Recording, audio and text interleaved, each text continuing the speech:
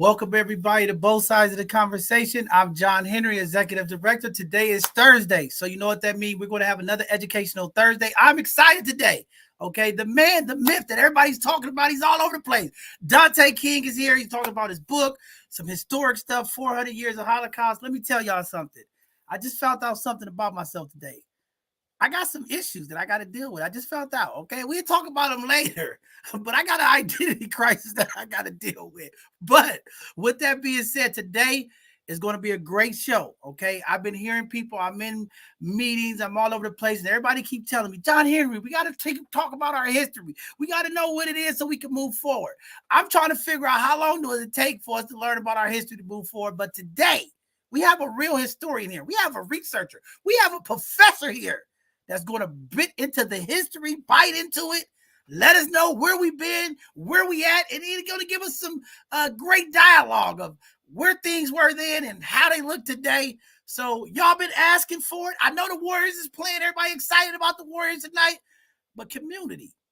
The king is here. Dante is going to educate us, school us, give us all the historic knowledge, the anti-blackness, all of the things that we need to know about in our community, okay? This educational Thursday, there's gonna be some fireworks, okay? Because I got some issues tonight. I gotta figure out what's going on. I just found out something about myself. I don't know, but we're gonna find out tonight. Khalees, my co-host that do the most. What's going on, Queen? Holla at the people.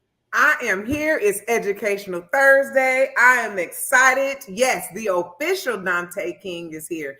Can't wait to hear what he has to give us. You know, we waiting on this one. I've been waiting all week for this. And so I'm excited. I'm very excited, very excited. So I can't wait for it as to kick this off tonight. Khalees, did you bring your pump with you? You got the news, you got the events, and you got to bring up the one and only Dante.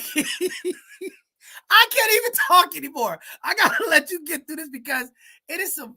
I don't know. I just had a brain warp. I don't know, Khalees. I gotta look in the mirror tonight. I don't know, people. Something about me is not right. I don't know. I'm gonna figure it out today. Okay, Dante is gonna help me discover my true self. Okay, I've been in a different planet. I think community. I don't know what I've been doing. Today I'm gonna learn a little bit about me. Okay, through history. I'm going to learn something about me. I am not a historian. Dante is the historian. I am a futuristic person. I know about the future. I know about where we're going. But today you're going to learn about the historic issues, the PTSD, the trauma, all the things that's impacting us today. Where did it all start from? Dante is here to give it to us. So, with that being said, community, we are excited. This Saturday is our skating event. All right, it's gonna be going down. Y'all gonna see the bishop sliding around, gliding around the skate ring. Okay, it's gonna be happening. So listen, let's get ready, community. There's some stuff going on in our community we got to talk about. Shout out to all of the teachers in Oakland that's striking right now. They need our support. Y'all know I'm big. I'm a union guy, and you know it's unfortunate our kids become impacted by these strikes. But we got to think about the future. We got to think about how do we change our education system. I don't know, Khalees. Looking at the news, what's going on every day. I'm sad. I don't know. But I'm gonna let you take it off.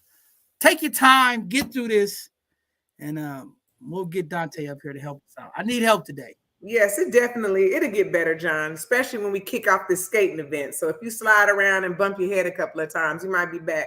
But I'll tell you this, the skating event community, I'm excited about it. It's Saturday. We're going to have a phenomenal time. I can't wait to interact with the community. Yes, I love the people. So we're going to go ahead and get started with the world news and the local news.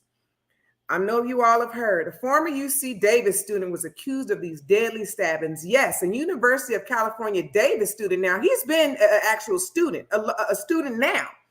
The unleashing of the series of stabbing attacks, he's left 2 people dead and a third person hurt. 21 years old, Carlos Dominguez. He was enrolled at Davis until last week. Yes, this was recent. So now the police officers, they detained him. He was at a park and had a knife in his backpack. There were some folks that called in about this attack in the park, and they shared the descriptions of the attackers. So yes, they have him in custody. And guess what else, y'all? He was an actual student at Laney College in Oakland. Terrible, terrible. You go to the park, you got to keep your head on the swivel. I keep telling you, this is not the time to be caught slipping. You have to be careful and attentive to your surroundings because it's very, very dangerous out there. The DA charges an Oakland man with murder after firing an assault rifle at drivers, killing a 21-year-old woman. Now, I need you to really key in and listen to the name that I mentioned in here and Google it. Read this up for yourself. An Oakland man was frustrated as drivers was racing down his street. He's been arrested because he's been firing at these cars. He killed a 21-year-old woman, and it's on video. So he killed Maria Villabedford on Saturday. He told the authorities that he was tired of people racing up and down his block at night. So he decided to fire his assault weapon. His name, yes, Bernard Jimerson in Oakland. So this murder is truly heartbreaking. It occurred on MacArthur 95th Avenue at 2:30 in the morning. Awful, awful, awful. I'm going to run that back. This man was firing at people that was driving up and down this block racing, he said. And so he's shooting in these vehicles and killed this 21-year-old woman. Yes, Bernard Jimerson. Wrong. So sad. More than 3,000 Oakland teachers go on strike after not reaching a deal. As John mentioned earlier, we need our teachers. We need our children to be educated. We need them to get all the education that they can, and we love our teachers. And unfortunately, they were not able to reach a deal. And it's awful because parents had spoken about the teacher's pay. Starting salary increased slightly above $60,000. That's not much money, especially for an educator. I mean, they are part of our future, right? Because we want our children to be educated to lead us. San Francisco parking ticket scam is going around the city, so you got to know what to look for.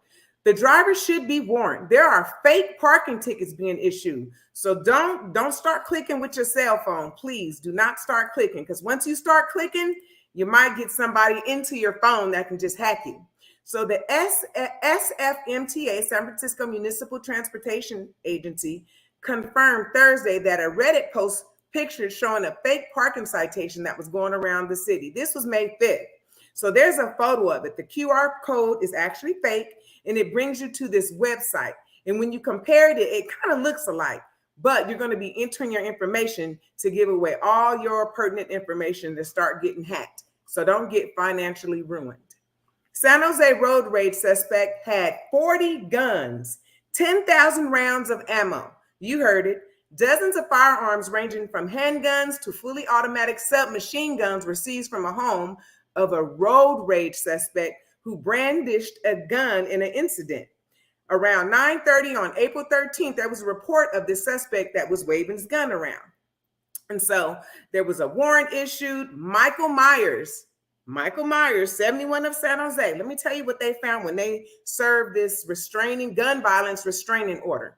21 semi-automatic and bolt-action rifles, 16 handguns, 3 of which were privately made, yes, ghost guns, 2 shotguns, a fully automatic submachine gun, and 10,000 rounds of ammo. I tell you, it is just so much going on. I mean, you could be a neighbor to this person and not even realize that they had all this ammo and assault rifles, pistols, all kind of stuff going on in their house.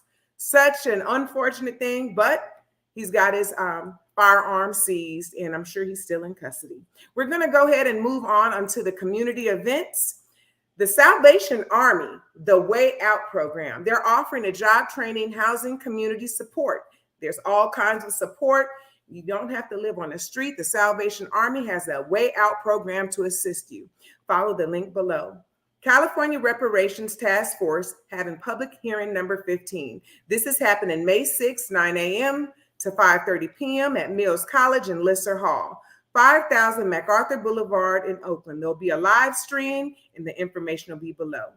BBS presents a free one-day youth baseball camp at Visitation Valley Playground. This is happening on May 7th, 9:30 a.m. to 1:30 p.m. at 263 Leland Avenue in San Francisco. For more information, you can reach Antoinette with the number below.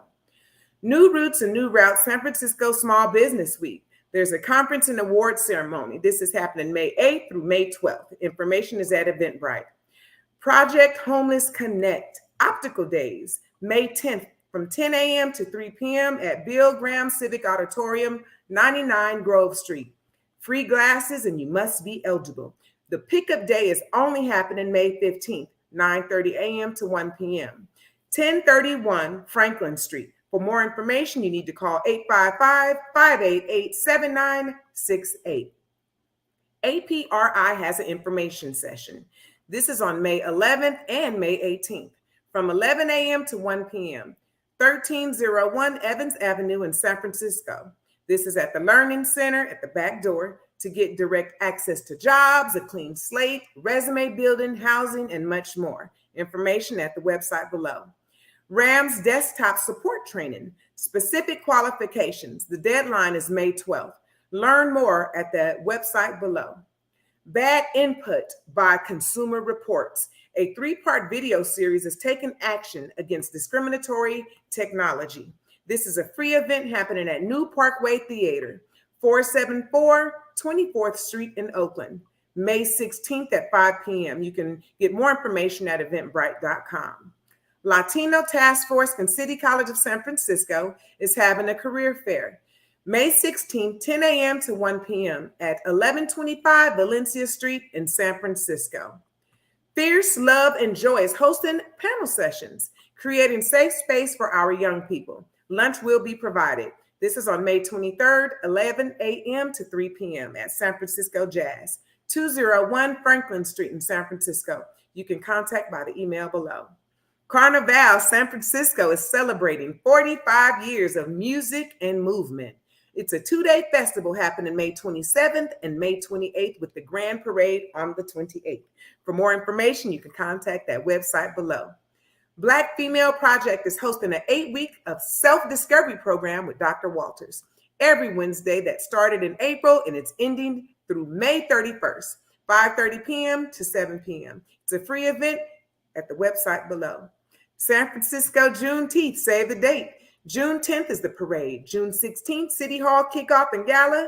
June 17th is the Fillmore Festival. June 18th is the Bayview Festival. For more information at the website below. Magic Zone 2023 Summer Program, June 12th to August 4th, 8 a.m. to 5:30 p.m. at 1050 McAllister Street. Go ahead and go to the website below for more information. Third annual crowning ceremony, King and Queen. I know who I am. Save the dates. June 24th, July 5th, and July 19th. It's a 3-series workshop on self-transformation and crowning ceremony. For more information, you contact that email below. Youth First and OMI Family Day. There'll be a bounce house, 360 machine, bull riding, food, raffles, bookmobile, Sugar Bear's appearance. Sounds like a ton of fun. July 7th, 12 p.m. to 5 p.m. at the Merced Heights Playground at 801 Shields Street in San Francisco. City Kids Creator Con, save the date. It's a free event, creative outlets, art, music, and fashion. July 14th, 11 a.m. to 12:30 p.m. at the 200 block of Jones Street. For more information, it'll be coming soon. Save the date, Magic Backpack giveaways. Mo Magic will be giving away backpacks on August 5th from 11 a.m. to 2 p.m. at the Ella Hill Hutch, 1050 McAllister Street in San Francisco. Youth First and Invest Black Comedy and Awards Show, August 11th at 7 p.m. The doors open at 6 p.m. at the Brotherhood Masonic Center at 855 Brotherhood Way in San Francisco. The tickets are $50 and it includes your food. Go ahead and go to eventbrite.com. Save the date, Magic Backpack giveaways. Be Magic is giving away backpacks. August 12th, 11 a.m. to 2 p.m. at Now Hunters Point, 155 Jennings Street in San Francisco. The email information is below. There's also Brotherhood of Elders Network, also known as BOEN. Monthly meeting, Hidden Genius, 1441 at Franklin Street in Oakland. This is May 6, 9 a.m. to 11:30 a.m. SFHRC regular bi-monthly commission meetings. This is the second and fourth Thursdays at 5 p.m. at San Francisco City Hall, room 416. There's Zoom information in the phone numbers below. African American Reparations Advisory Committee has their monthly meetings virtually at 5:30 p.m. every second Monday. You'll register at the link below. Facilities is having a hiring fair. Mission Bay Mission Hall, May 5th, 11 a.m. to 4 p.m. Register at the link below. Security Hiring Week at the OMI Job Center, connecting clients with top security firms in the area, May 1st to May 5th. 200 Broad Street in San Francisco. The information, phone numbers below. Now, keep in mind, today is May 4th. Tomorrow's May 5th, so you have to jump on top of these things. There's also a job fair at Treasure Island, May 11th, 10 a.m. to 12 p.m. 351 Avenue at 8th Street. The websites and links are below. Mo Greens is having a job fair. Full-time and part-time positions are available. Professional headshots are also available. They'll be taking pictures, y'all. Bring your resumes. This is May 13th, 12 p.m. to 3 p.m. at 1276 Market Street. Department of Emergency Management is hiring a training and exercise project manager. The salary looks pretty nice, $141,000 to $180,000 a year. The deadline is May 17th at 4 p.m. Follow the link below for more information. Bring those empty storefronts back to life. This is at 2023 Castro vacant, the 2023 Castro vacant storefront activation project. Cash grants are available, $5,000 to $25,000. The deadline is May 31st at 5 p.m. Pacific Standard Time. More information at the website below. Bayview Hunters Point 3rd Street Youth Center and Clinic is hiring. Office of Civic Engagement and Immigrant Affairs is hiring also. Become a community ambassador. Bilingual applicants are strongly encouraged to apply. The Japanese Community Youth Council is hiring a high school educational advisor. All of the links are below for these job announcements that we're making. So if you're interested, just go ahead through it and click the links. They're all to follow. SFUSD Pathway is hiring. East Bay Municipal Utility District is also hiring. Meter readers, mechanic, applications open May 1st through the 5th. So tomorrow, that will be it. That salary is $87,000 to $101,000. Latino Community Foundation's also hiring. The Vegan Mob is seeking a skilled and passionate cook. Young Storytellers is hiring an operations and systems strategist. Women and gender diverse people. Salary is $62,000 to $72,000 a year. Closet World has immediate openings. Installers and assistant installers. There's a $500 sign-on bonus. B Magic is hiring a program coordinator. Join our team and make an impact on Bay Area youth. New Door Ventures has openings. City Build Academy provides comprehensive pre-apprenticeship and construction administration training to San Francisco residents. Learn, build, and earn. Mission Hiring Hall, San Francisco Mayor's Office of Economic and Workforce Development, and City College of San Francisco are looking for candidates. City Drive has a free Class B permit remote learning training. There's training and also job referral. Security guard card training. Get your security guard card. There are enrollment requirements. Bayak is hiring. AmeriCorps volunteers receive a modest monthly living stipend and access to basic health care. Apply at the link below. Excelsior Action Group is hiring an administrative coordinator, event development manager, as well as a small business liaison specialist. Homeless prenatal programs also hiring. Bilingual supportive housing case managers, directors of finance, mental health specialists, as well as residential counselors. San Francisco Human Services Agency is also hiring. There's various positions. Both is hiring a senior project manager. California Youth Commission is hiring core organizers. I'm talking about Bay Area, South Bay, North Bay, Northern Cal, Central Valley, as well as Los Angeles. Rising Sun Center for Opportunity is hiring for several positions in the Bay Area as well as in Stockton. Wu Yi Children's Services is hiring teacher assistants, associate teachers, as well as lead teachers. San Francisco Human Rights Commission is also hiring a chief financial officer. United Educators of San Francisco is hiring a community organizers. Ready to be a hairstylist? ICY Beauty Academy has 10 spots open. San Francisco residents and ages that are 18 to 24, they are accepting applications. Call the phone number below. AM Crawford Strategic Philanthropy Advisors is hiring a lead consultant. This can happen for the San Francisco office or the Gainesville, Florida office. JBS is offering dental assistant training. Applications are now open for an 11-week program.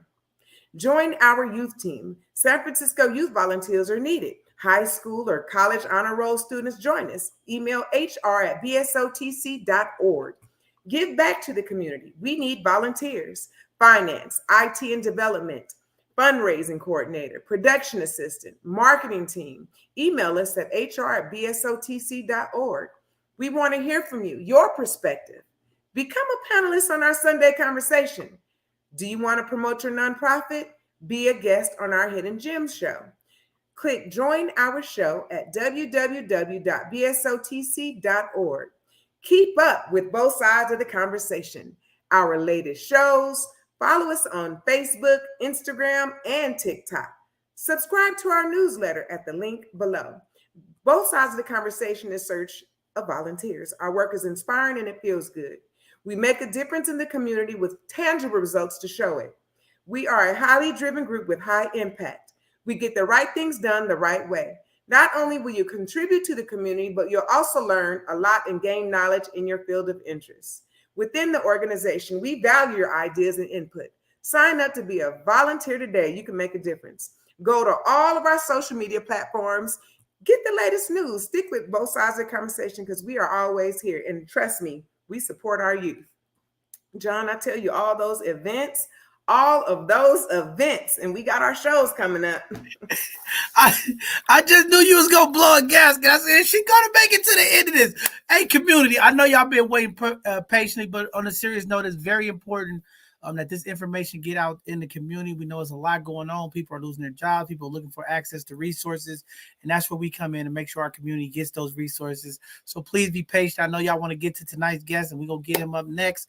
But again, we have to get through all of these events, the news, because again, these resources impact our community, our sponsors who support us, always giving us information to make sure that folks are connected. And that's just part of what we're doing, making sure that our community meet at all intersections. I'm tired of folks walking around talking about, I don't know how to connect. I don't know where to go. Check us out. We'll make sure that we get the information out to you. If you are an organization or a business that are looking for employees or looking for things to help our community, please go to our events at BSOTC or go to our website, submit your job openings and stuff. We want to help our community out, okay? When you promote here, you make sure you get people that look like us in the community, our Black and brown community, for those jobs. So again, thank you, community. Thank you, folks, for doing that. Shout out to all of our sponsors. Want to give a huge shout out to the Dream Keeper Initiative, Human Rights Commission. Want to give a shout out to Collective Impact, YCD, ACN, Baby Y, all of the amazing sponsors that continue to keep the lights on and the work that we're doing in the community. We appreciate y'all, and we upset y'all. To all the community that give donations, buy our gear,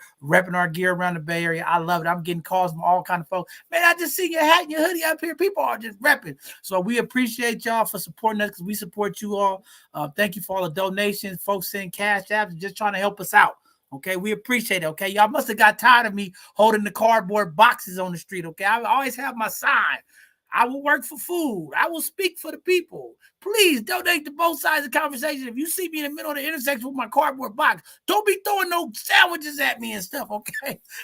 But we gonna make sure we get it to today's Educational Thursday. If this is your first time watching us or you just found out about us, please check us out on all of our social media handles at both sides of the conversation. We're on Twitter, Instagram, Facebook. We got a Facebook group and page, Instagram, Twitter, TikTok.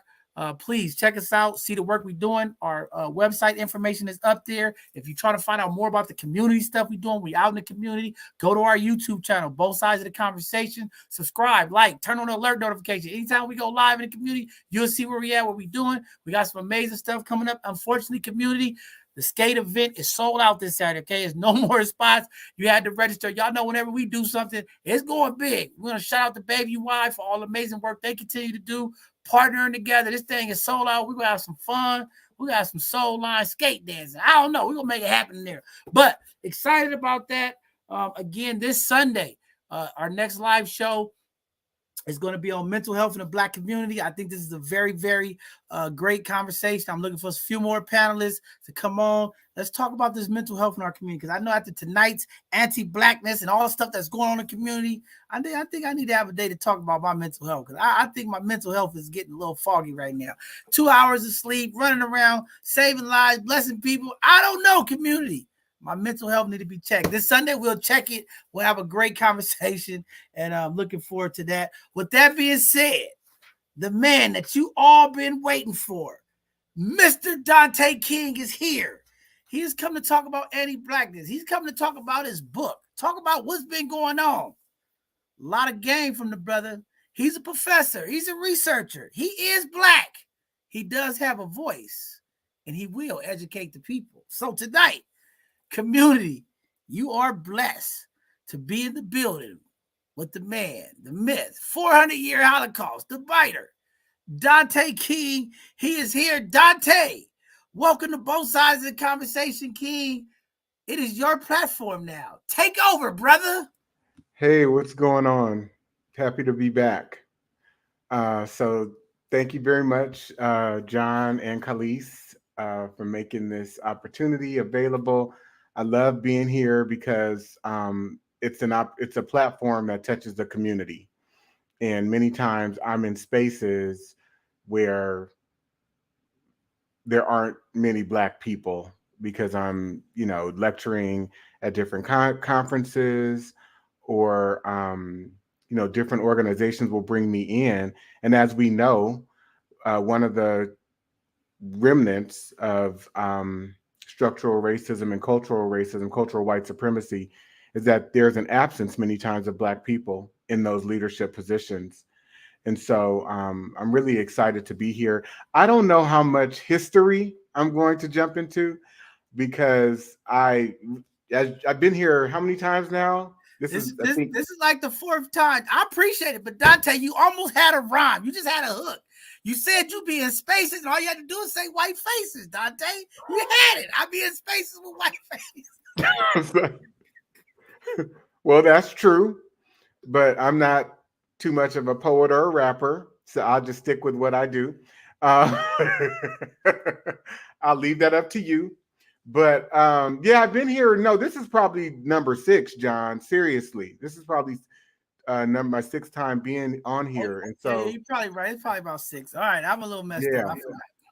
So if the community, if people want to go out and search some of the earlier presentations that I've done that have focused on more of the historical aspects of my work, feel free to do that. But tonight I'm here to speak really from my heart, and I have some examples to share. I want to get into some deep conversation, and I'm gonna start out sharing a slide or some slides because this will create the context for what I'm here to talk about. And I think we know it, we understand this, but I think we don't understand the degrees and magnitude by which, or to the extent that what I'm about to say is true. We don't understand the magnitude or the degree to which what I am about to say is true, which is that in America, we are trained to hate Black people. And that does, Black people are a part of that equation in the way that we deal with each other. So I'm going to say that again because I need everyone to really digest that mentally and ingest it spiritually. We are trained to hate Black people. Okay. And that is what my book is about. It's a warning. My book, I really wrote my book as a warning to Black people, similarly to how James Baldwin was speaking in the 60s. You have Malcolm X, you have Stokely Carmichael. There are so many people who have disseminated and championed similar messages. And yet I find myself today, when I go to speak, people are shocked by what I'm saying. And yet if you look out into larger society, everything about the way that Black people are situated proves it. It proves it. So here, I'm going to share this as a setup. So anti-Blackness, which is what that's the foundation of my research and just kind of studying, defining what it is. And so one way that I define it, the main way that I define it, is that it is a white American creation. It's a white American legal, social, cultural, economic, institutional values and belief system. So anti-Blackness in America is a belief system. It is embedded into every institutional value system. And the other end of that spectrum is white supremacy. The economic system was built using Black bodies as the collateral, as the seed money or the seed collateral for that system. And so, in the way that system, the legal system, the educational system have been used against us to really prove our inferiority and to also reinforce or establish and then reinforce the superiority of white people in every way. It's been done infinitely on infinite levels to an infinite degree or to infinite degrees. So anti-Blackness involves the deprioritization of humans labeled as Black people, as well as the criminalization, hypernegativity, hyperscrutiny, and negative positioning of Black people and or Blackness throughout all aspects of American society and life for the purposes, it serves a purpose, for the purposes of justifying and rationalizing political, social, cultural, economic debasement, and inhumane treatment, ultimately genocide. So, John, before we came on the air, we were talking about the situation, the murder, the execution style murder of Banko Brown, who is a trans man who was in a store in San Francisco, and they were stealing candy. I believe they said in the newspaper it was roughly $14 worth of candy, and the security guard shot them. And so, going back to what I shared here, there's an orientation of criminality that is situated around our identity that provides that people will respond not just negatively, but it is hyper negative. We don't just endure scrutiny, but we endure a hyper scrutiny that other people don't deal with. So, take for example the execution style murder of our fellow Banko Brown. May they rest in peace. Had Banko Brown been white, that security guard most likely would not have shot them for stealing $14 of candy, right?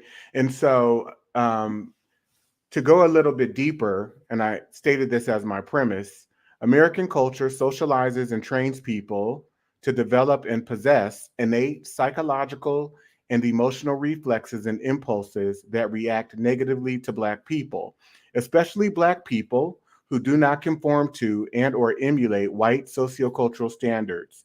It encompasses holding Black people to the highest possible standards, while white people are held to the lowest possible standards and or no standards at all. So take, for example, Donald Trump, right? Donald Trump gets to parade around free after he has violated and broken a number of a serious high level laws and committed crimes that if he were Black, he would probably be under the jail. But not only that, he gets to be free out on bail. When he gets booked, he's not handcuffed at all. He gets to espouse racism, sexism.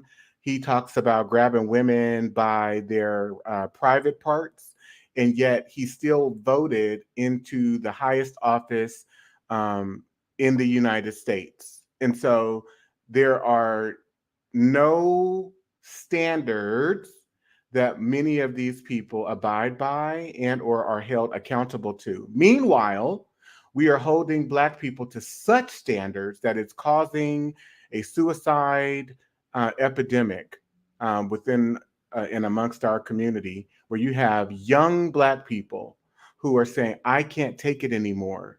We look at, for example, Regina King's son, Ian, I forget his last name, but he was a junior.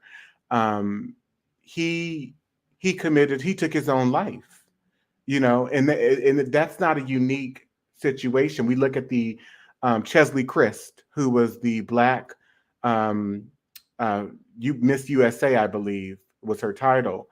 Um, she committed suicide. She took her own life. She went up to, I think, the 28th, 30th floor of her building and jumped, right? Um, because the pressure of being Black in this country is insurmountable. And so, again, there's a presumption of guilt, deficiency, insufficiency, a lack of belief, and associations with most, if not all, other negative presumptions and orientations. While white and non-Black people are provided what I refer to in my work as cultural beliefs and competences. There are presumptions. There's a benefit of the doubt. There's a presumption that these people are capable, qualified, good students. I mean, these are the associations that you hear when whenever, for example, certain East Asian groups are discussed. It's like they're really, really smart. Well, they're good at this, they're good at that. And the same with white people in the face of their deficiency and mediocrity. So I'm going to stop sharing my screen. I'll come back to it in just a moment. But what I find interesting, I was just doing some work, a leadership retreat with an organization And all of the high level executive leaders were there. The group was about 50% white, no, probably 60% white, and 40% people of color.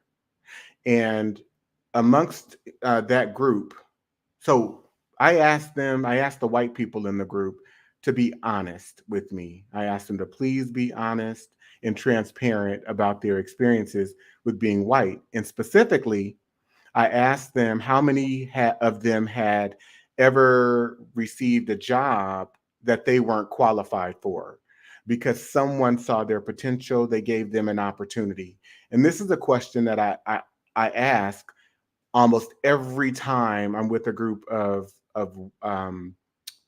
people and I'm doing training, in-person training. Sometimes I'll ask when I'm doing them through Zoom too, but I find this more jarring when I do it in person.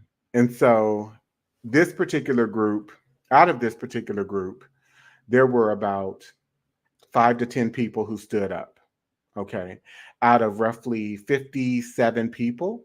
And so we take 25, let's say 25 of them were white, 5 to 10 people, right? That's a pretty large percentage. When I asked that same question to Black and brown people in the room, none of them had ever experienced it, not one. And that is also representative of whenever I ask that question to a group, most of the white people, some, not most, but some of them will stand. When I ask another question of how many of them have been given jobs because they knew people, they had a network, most of them stand. 90 to 95% of them stand all the time. That's not working the same way with and or for us. And so one of the points I make is that if I'm asking these people that whether or how they have come about receiving opportunities, and if they are admitting that they have received opportunities not being qualified, it being known that they're not qualified and yet they're given a job, that is called affirmative action. It's called white affirmative action that is predicated upon, and I need you all to pay attention to the language I'm using because I'm trying to be very deliberate. It's predicated upon white sponsorship, a network that is underlied by white sponsorship, meaning you have people who you know and who know you, and because of what they think about you, regardless of your qualifications, they're handing you an opportunity. So you can be incompetent, you can be deficient, you can be mediocre.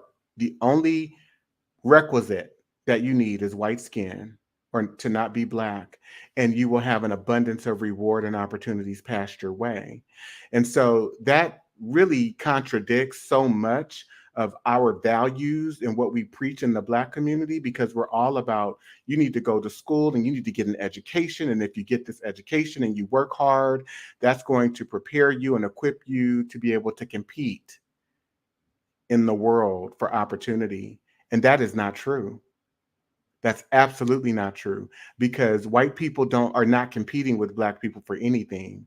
They're told from birth as children that they are better than Black people. And not only that, they have people who are in charge of running these organizations who reinforce that superiority by providing opportunities that are not, that they don't deserve. Okay. Thoughts? I'm gonna let Kali start. Go ahead, Kali, because I got some thoughts. But go ahead, Kali. And Kali, I know exactly where you're coming from, because I have trained people in very high positions that I was not qualified for, but here I am training them how to do the actual job. I've actually applied in for jobs over 100 and some times, knowing I'm qualified, I'm educated, and I'm like, maybe I should stop marking that I'm Black on this on this application. Maybe I'll get in there, you know? So I know exactly where you're coming from. But how can we get past it? Because when you may interview this person one time, but you're going to interview me 4 times because you want to make sure that I know what I'm talking about.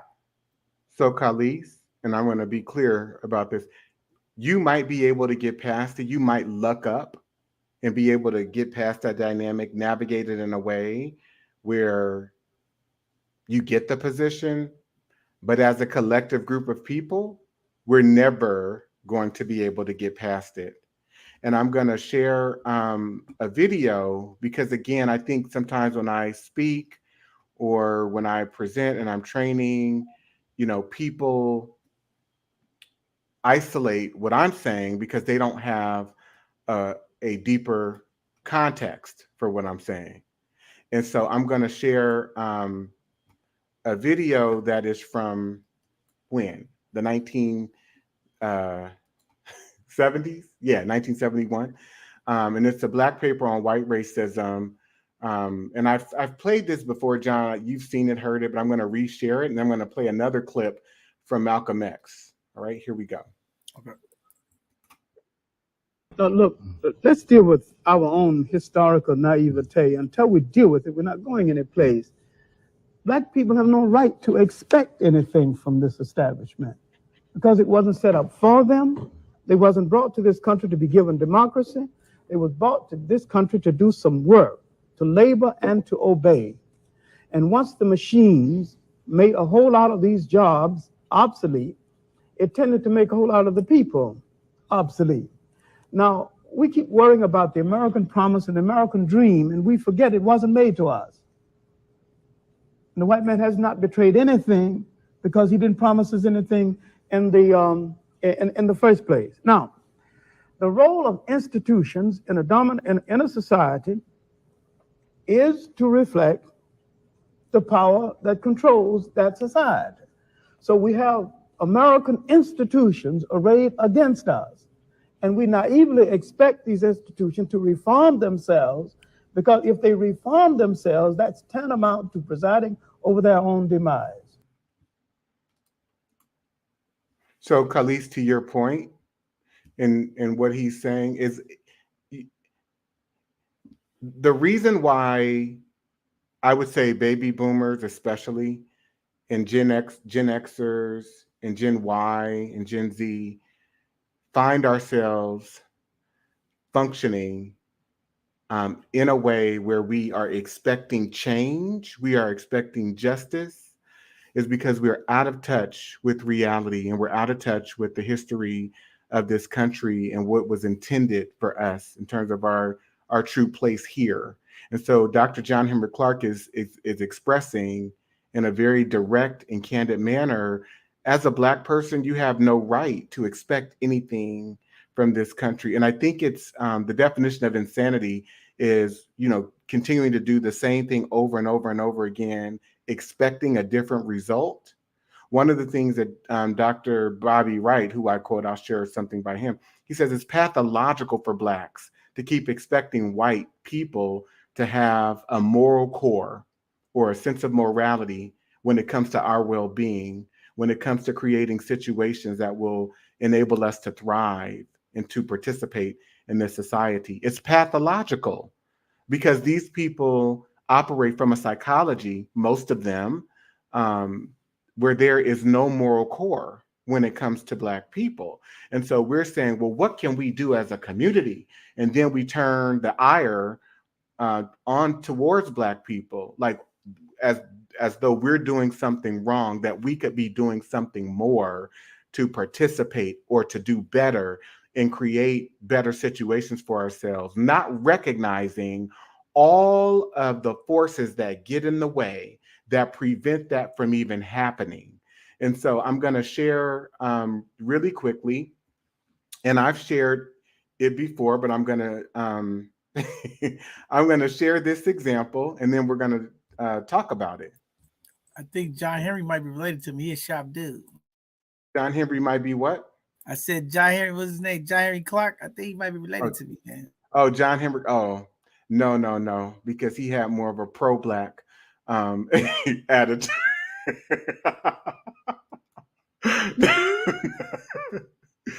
See, community, the And fireworks is going to happen tonight. Dante has already taken his gloves off. He said, I'm anti-black, community. I'm having a moment. I don't know if I'm black. I'm anti-black tonight.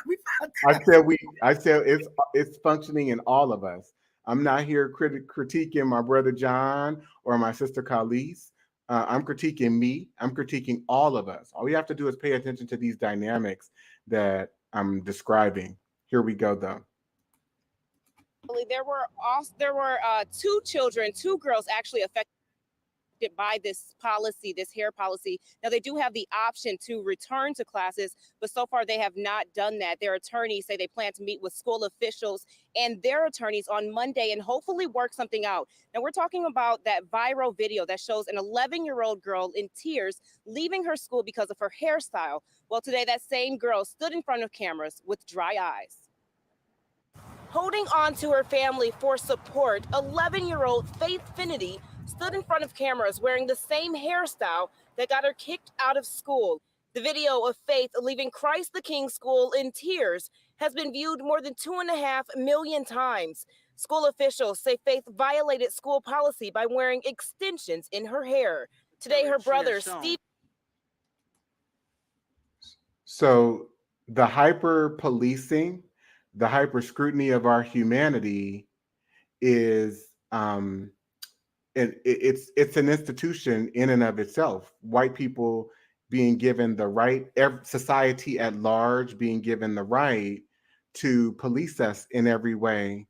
Our hair, the way our facial expressions, the way that we're looking, the way that our voice sounds, how dark we are, all of these things are detractors for society at large. And people in American culture are trained against Black people. And it's so deep in my estimation that it lies within the reflexes and impulses in people. People are not even able to control it and to help themselves.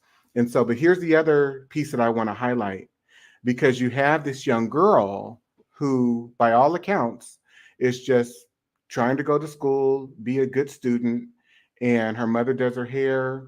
It's a confidence booster. She's got her hair done, and all of a sudden she's being made to feel as though something is wrong with her. And not only is she being made to feel that something is wrong with her, she is entirely humiliated, and she gets suspended. She gets suspended. Now, this is the same child and children just like her that we say, go with me. Why is it that she dropped out at 14? Why is it that all of these types of situations have manifested and happened to her? Why is it that she can't go to school and pay attention and be a good student and be civil and nice to everyone? Why does she have an attitude? You want to know why? Because as all of these experiences have happened to her throughout her life, they have led to a disposition of rage, anger. They've led to a demeanor of discontent, of being shut down. And it's the result of being devalued. In any human being, being devalued, being degraded, being mistreated over and over and over and over and over again would develop a negative outlook, negative perspective, negative attitude on life. And then that does not promote, John, that I'm going to be an upstanding, contributing citizen. No. What it does is it actually shuts me off from being able to learn and participate in this society, because I'm disengaged. I don't believe in what this society is for. I haven't been treated well in it. And so then I find myself when I get older, not being able to support myself, because I can't function according to societal standards, because all of this damage has happened to me. It's repeated trauma. And it's not only happened to me from larger society, but it's happened to me amongst and within my own community as well.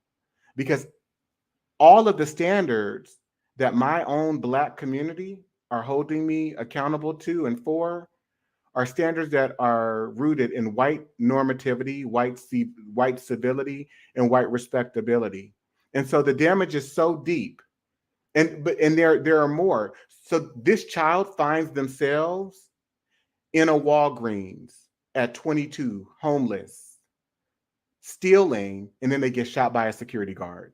And then we say they shouldn't have been in the Walgreens stealing. We see one moment of their lives and we judge them on that, not accounting for or bringing into full view all of the trauma that they've been through as a Black person.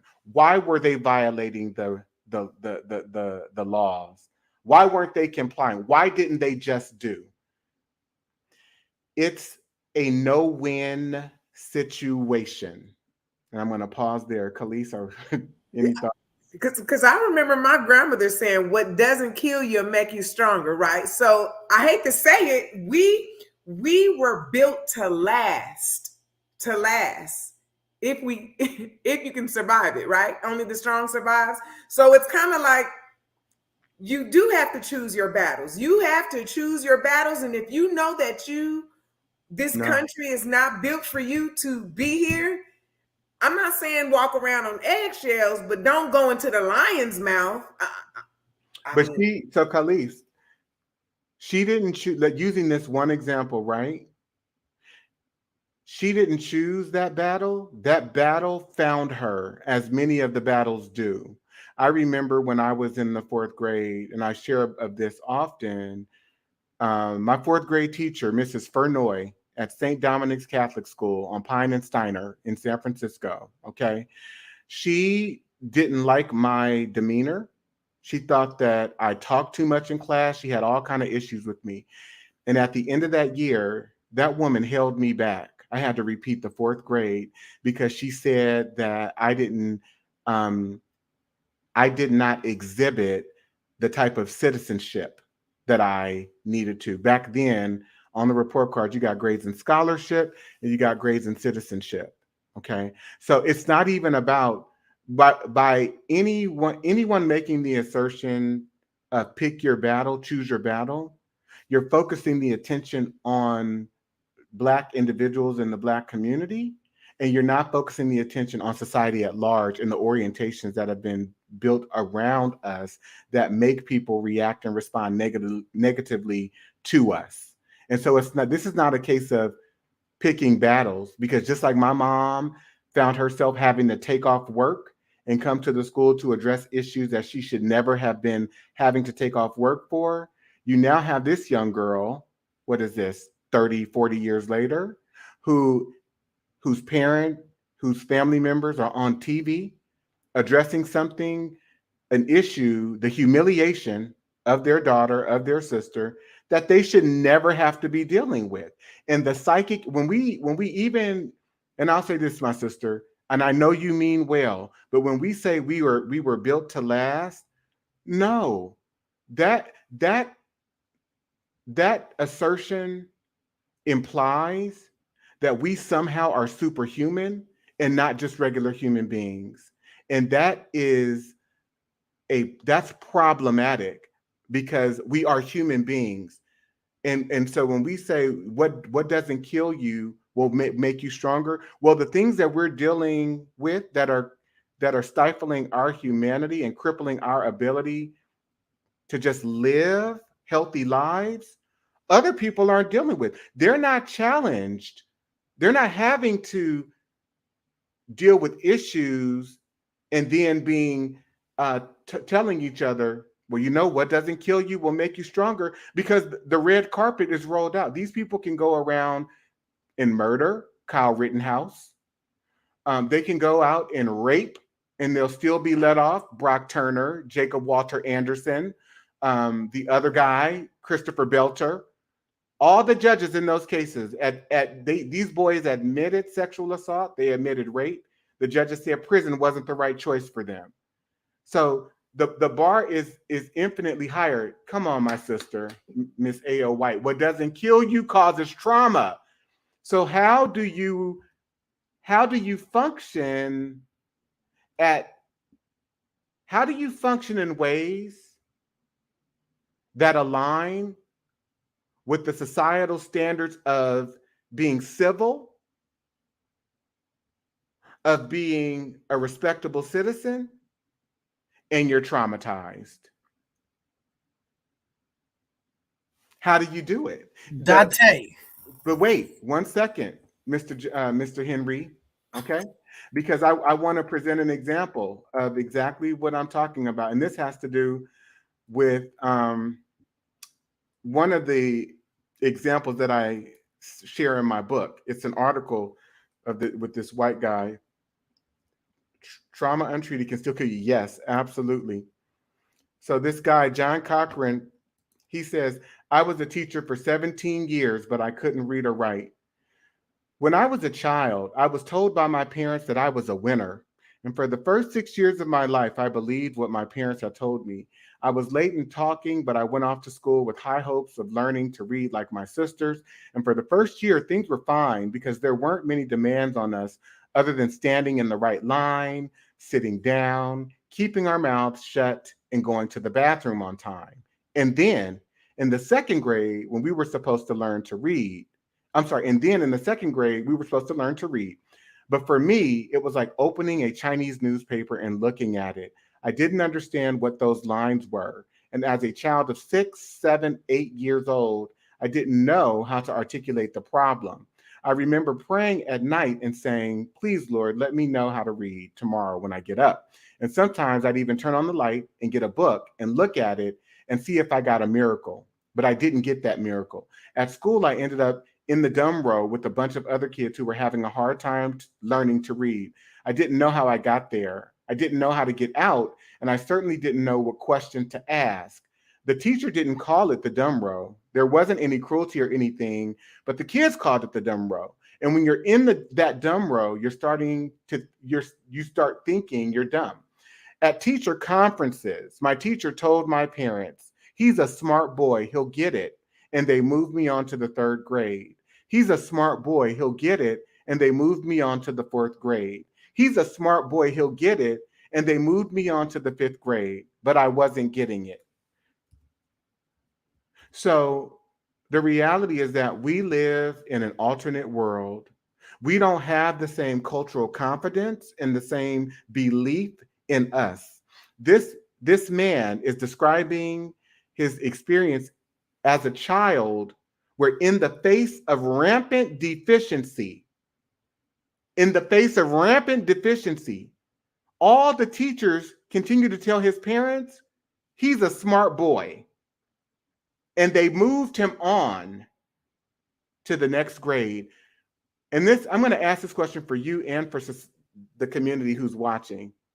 Which Black child in your family or in your friend's family do you know that in the face of their inability to grasp math, science, or reading, that it is still maintained that they are smart children? Who in their family continues to characterize them as smart? Which teacher facilitates a branding of that child, a characterization of that child or those children that they are smart children?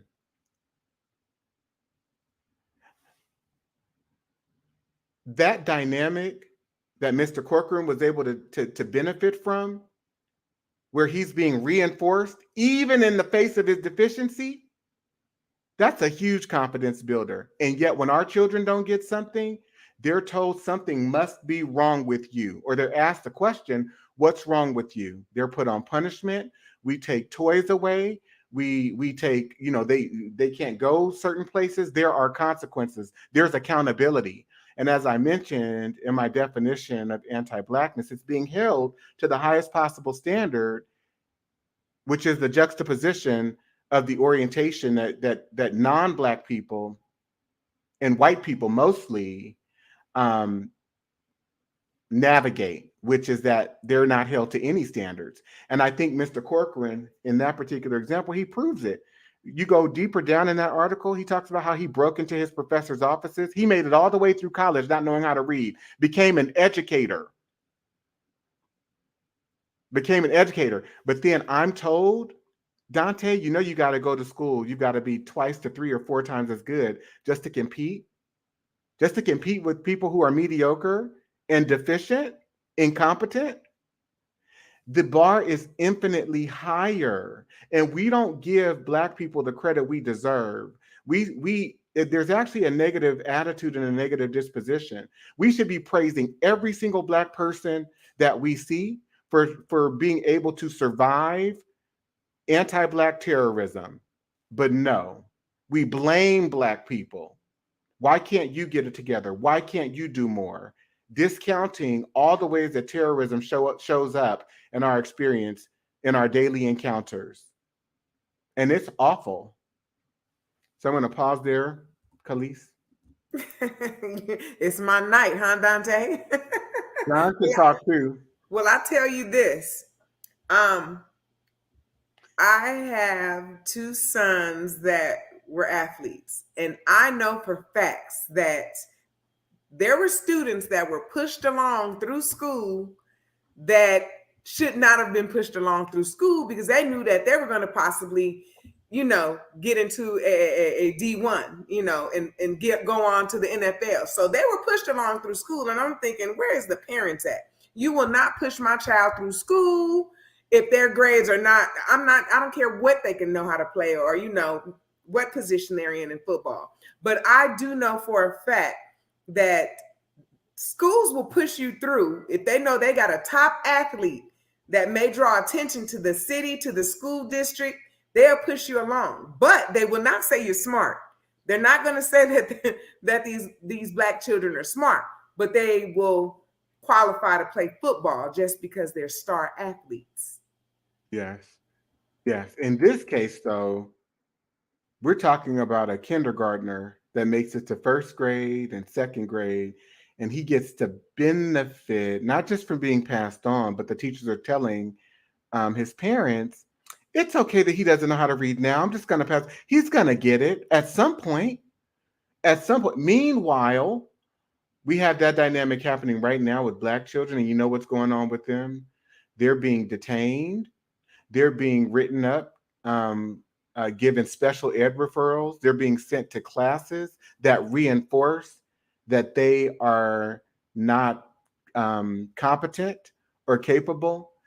But then the other issue at hand is that we are navigating and participating in an educational system that really has no value for us anyway.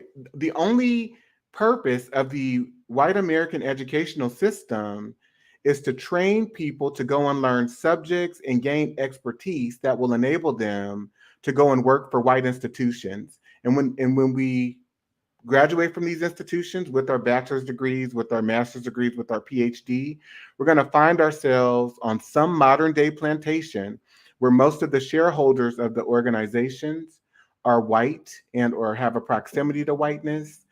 And all we are in this country are modern day slaves. As Dr. John Henry Clarke said, you were brought here to work. Let me translate that. You were brought here, African people, to serve the interest of white people. And so that means, Khalees and John and Dante, when you get your funding, whether it be from the federal government, if you're an entrepreneur, whether it be through work that you do with different organizations, companies, when you go to pay your bills, you're going to pay your bills to, here it's PG&E, the electric company, and the CEO, everyone from the CEO to the shareholders of that company to the board members are predominantly white. When you go to pay your mortgage at Wells Fargo Bank or Chase or Bank of America, most of the people at the top of that organization are white. You're going to enrich their pockets. When you go to pay your rent or whatever, depending upon who owns your building, even if that person is Black and they own it and you pay your rent to them, they're still going to pay taxes to the federal government, which is predominantly white. And so understanding that there really is no inherent value behind the white American educational system other than preparing people to participate in larger society where we continue to serve the interest of predominantly white men, that's really the only relevance and or value. And so I challenge people. It's one thing to know that and understand, and operate from that place of awareness. It's another to ingratiate yourself in this culture, in these institutions, staking your belief in these institutions as though they are somehow the be all end all and going to benefit you. And you must do well if you want to prove that you have worth and that you have status. That's a different relationship. And I believe that we um, function, we function and live in this country in a delusion. Our entire reality is delusional. And so we do damage and we do harm to each other, um, not knowing that we actually are operating and functioning within a delusion. So I'm going to go on. I'm going to share some additional slides.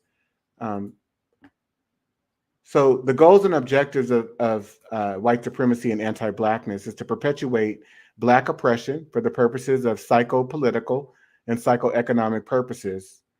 It's necessary. Black pain, Black suffering is necessary for white people and white culture to maintain its value. And it's also necessary for America's economic and political status. Black pain and suffering. Notice, I didn't say slavery because anti-Blackness was the justification for slavery. Anti-Blackness is the justification for Jim Crow. Anti-Blackness is for, the justification for the war on Black people, the war on drugs. And it's the justification now for all of the ways that we see Black people experiencing hatred in this country. So it also, another objective is justifying preferential, superior, and humane treatment of white people, characterizing them and them characterizing themselves as hardworking, law-abiding, smart rule followers, and amplifying the brand of being the superior and or supreme race. Also rationalizing and justifying the mistreatment of Black and brown people, and the need to find fault and or wrongdoing in Black people for the purposes of heightening the self-esteem of non-Black people and the legitimacy. And so the ways that this shows up in the Black community is we participate in it. We have adopted the same psychology and psychosis that our dominators have adopted and that they have been socialized with. And Dr. E. Franklin Frazier, back in the 1950s, was extremely critical of Black people, particularly Black people who were moving upward in society. And he says that they are attempting to mirror white people in terms of their attitudes, in terms of their standards, in terms of their desires, but they're specifically their attitudes towards other Black people who are not meeting those standards, who are not making those same strides or progressions, if you will. He says, since the Black bourgeoisie live largely in a world of make-believe, meaning everything about what it means to be an African American or a Black person in America has been made up. It's a made-up culture. We weren't Negroes when we came here. We're not Negroes now, okay? He says, since the Black bourgeoisie live largely in a world of make-believe, the masks which they wear to play their sorry roles conceal the feelings of inferiority and the insecurity and the frustrations that haunt their inner lives. Despite their attempt to escape from real identification with the masses of Negroes, they cannot escape the mark of oppression any more than their less favored kinsmen. In attempting to escape identification with the Black masses, they have developed a self-hatred that reveals itself in their deprecation of the physical and social characteristics of Negroes. Likewise, their feelings of inferiority and insecurity are revealed in their pathological struggle for status within the isolated Negro world and craving for recognition in the white world. Their escape into a world of make-believe with its sham society leaves them with a feeling of emptiness and futility, which causes them to constantly seek and escape in new delusions. And so, no matter how educated you can become a Harvard professor And your neighbors can suspect that you are breaking into the home that you own. And when the police get there, not only do they take the neighbor's word, but even when they find out that you are the homeowner, they're now going to take you to jail because they don't like the way that you have reacted by being falsely accused of breaking into your own house. So now the crime becomes your emotions. You're emoting wrong. So now you're obstructing justice. No matter, you can become a billionaire. You can be very widely regarded and respected. And that mark of oppression that Dr. Frazier spoke to is inescapable. You won't be able to escape it. You can become president. And for what it means to be Black in America, all you are is a Black face that is that is being used for an agenda of white supremacy. But to oppressed people who are part of the larger Black community, this represents progress to us. And having such an idea or assuming a standard of progress that is actually underlined and rooted, measured by our ability to navigate and overcome white supremacy and creating a whole culture of accomplishment or status of accomplishment by how well we can overcome and navigate white supremacy, that's not progress. That's called oppression. And that's called an oppressive mentality. And so you can even become the police chief in Memphis, Tennessee. You can become the police chief in San Francisco, California, and you will become yet a status symbol, another Black face in charge of a white institution, heading a white institution. And you, in order to get there, in order to get to these positions, you have to adopt the same value system, the same psychology, the same attitude and ways of dealing with Black people as the oppressor does. And so Sage Howard, she wrote an article not too long ago, and I actually quoted her in my book when I revised it. She says, I grew up in a household where our American dream was Black excellence. On the surface, Black excellence is simply the celebration of the success of a Black person. At its root, however, it measures a person's ability to attain mainstream white standards of success despite facing constant adversity. As I understand it now, Black excellence means adhering to respectability politics, a deceptive vehicle that measures my worth by standards set by white men. So, John, any thoughts? Dante, Mm-hmm. you know I got a lot of thoughts, Dante. Mm-hmm. Every time you come here, I'm triggered. I think my mental health has been adjusted tonight. I don't know. Mm-hmm.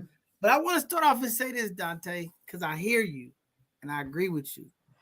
A lot of this stuff that you talk about, it happens in our community, it happens in the workplace. I got to know how we get past it, Dante. I got to go back there because what's And the look, end goal? What's the end goal? We know this is happening. We know we put down. What's the end goal? How do we make this change? Or do we even make the change? when you ask this question, John, it makes me feel like you just not listened to anything that I've said, because I started off saying that there is anti-Blackness is rooted in the American cultural belief system. It's necessary for America to be what it is. Okay, so I'm going to break it down this way. This country starts off with all of its white leaders, from King James the First to King James the Second, on to George Washington, to James Madison, Thomas Jefferson. They start off prostituting Black women and young girls and prostituting Black men, using their bodies as human reproductive factories, sex factories, and create laws that not only memorialize, but reinforce and perpetuate these types of operations. That's what this country is built upon, right? In that process, what people don't understand is when you take by law and by custom, when you take the humanity of people away, you go through a process of debasement that relegates these people into not only a permanent underclass status, but you also socialize other people to refer to them and relate to them based on that permanent underclass status. There's no way to regain that. And so we are in a culture where people have been programmed to be anti-Black. And because there is no inherent value in investing in Black people, in helping your fellow Black person, in recognizing their humanity, it actually gets you further if you're willing to do harm to Black people. You can get a promotion if you're that Black person that's willing to come in, get that job, and then lay off all the Black people. Because then the organization can say that it wasn't racially motivated. And you'll be used as a tool. So Dante, Mm-hmm. I gotta be clear with you because you just said it, and I'm telling you, I'm listening to you. Mm-hmm. I hear you. I heard everything you said. Mm-hmm. I'm not miscrewing none of that. Mm-hmm. I'm paying attention, brother. I hear everything. I see the slides. I get it. My question is, Mm-hmm. we gotta navigate. Either you just told me the system's so bad, Black folks want to commit suicide. The numbers are increasing. We gotta function in here, Dante. We ain't Yes, going we do. there. Yes, we gotta we do. function. So my question is, how do we function inside of this racist system? How do we function in this anti-Blackness? Because we still gotta eat. Yes. If we don't come up with a solution, because my community is watching, and they Right. said, John Henry, Dante's right. I deal with this every day at work. Mm-hmm. How do we function? How do we maneuver it? Because I hear you. You highlight it. It's real. We experience it. It's tangible. I feel it. But how do I maneuver in it? Because I got to keep moving. Absolutely. Or do we quit? Absolutely no. What we do is we employ similar ways of dealing with each other that white people have adopted when it comes to dealing with their fellow community members. So what does that look like, Dante, right? Because I just heard your question again, and I just heard it through a different lens, right? So what do some of those strategies look like, Dante? They look like, at least for me, and this is what I'm practicing, giving insurmountable grace to other Black people. Understanding that when I see that Black woman going off because something happened to her, I may not know what happened to her, but I don't automatically go to a place of judgment like, oh, she's doing too much. No, I say to myself, I don't know what happened, but I know something happened because she's Black in a terroristic society that disrespects women. It disrespects Black women. It figures Black women into the lowest status within our society. And so I support that sister. I say, is there anything that I can assist you with? Are you okay? It's another strategy for me.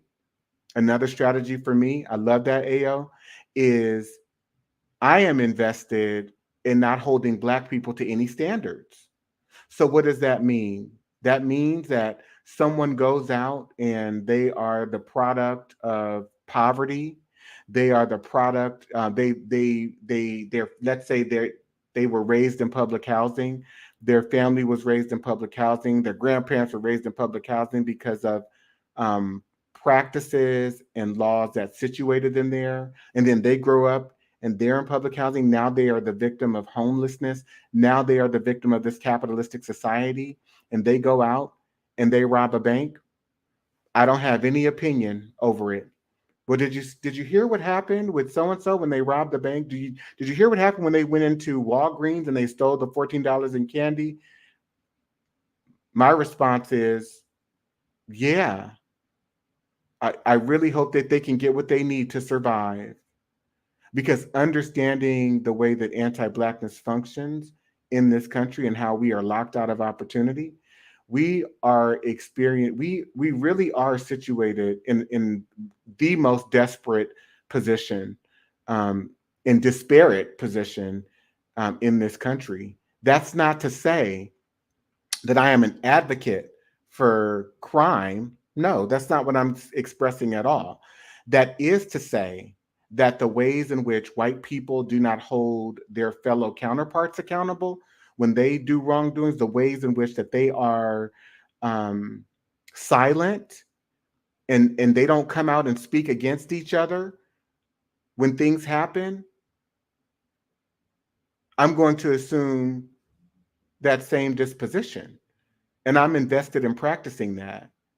I am invested in helping Black children and Black people do as best as they can for their own sake and survival in this country.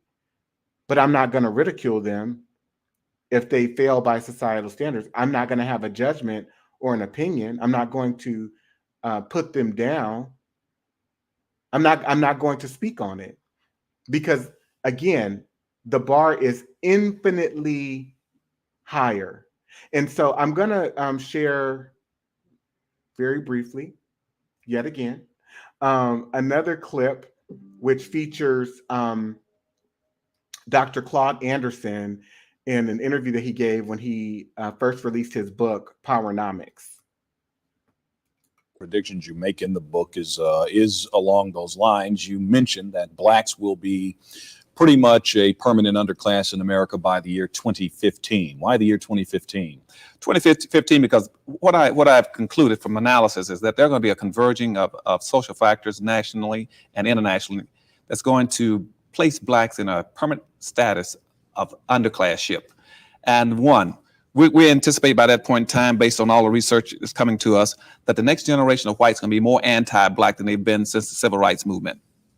Two, we anticipate by the same token about 86 million Hispanics coming into the United States and about 41 million Asians by that point in time, which is going to kick Black folk out of being the minority in the society down to a minority. We've been number 2 in the society for 400 years as a group. We're going to become number 4. And if we have not gotten anything after being number 2 for 400 years, you guess what's going to happen when we become number 4. Because at that point in time, all the new groups coming into America, they're coming in higher than we are because this country operates off of a preferential acceptance program, which means that groups are coming in based on skin color, going from the lightest down to the darkest, light, yellow, brown, Black. And that's what our immigration laws are based on. And Black folk would not be able to penetrate through those groups to get to the white society when that happens, because those groups owe us nothing. They don't understand our problems and they are competitive with us, and we don't begin to be a little more aggressive about being in a competitive posture. They're going to eat our lunches. What I want you to notice, though, is in that orientation that he's talking about, those groups are proactively seeking to come to America. The legacy of African American people in this country is that white people have owned us and they still own us. We don't have an identity without white people being involved. We have taken on their cultural heritages, their ways of dressing, their ways of speaking, their educational system, all of that. And so there is no compelling reason or factor for white people in this country to position us any differently than we have been. There are compelling reasons to position other groups who come here differently, because this country is very concerned about its international foreign relations.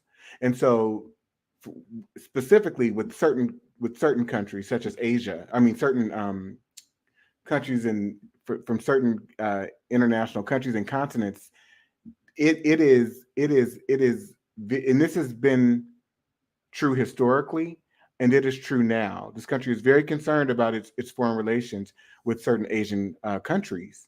It's not concerned about its foreign relations with any African countries at all whatsoever, because they've all been colonized and corrupted and controlled. And so you can have Asian people coming here, for example, the 1868 Burlingame Treaty, which accelerated Chinese immigration into the United States in 1868. And a lot of Chinese immigrants were able to take advantage of jobs during that period. They were able to work in the coal mines. Yes, many were mistreated, but there were others who opened their own businesses here on the West Coast.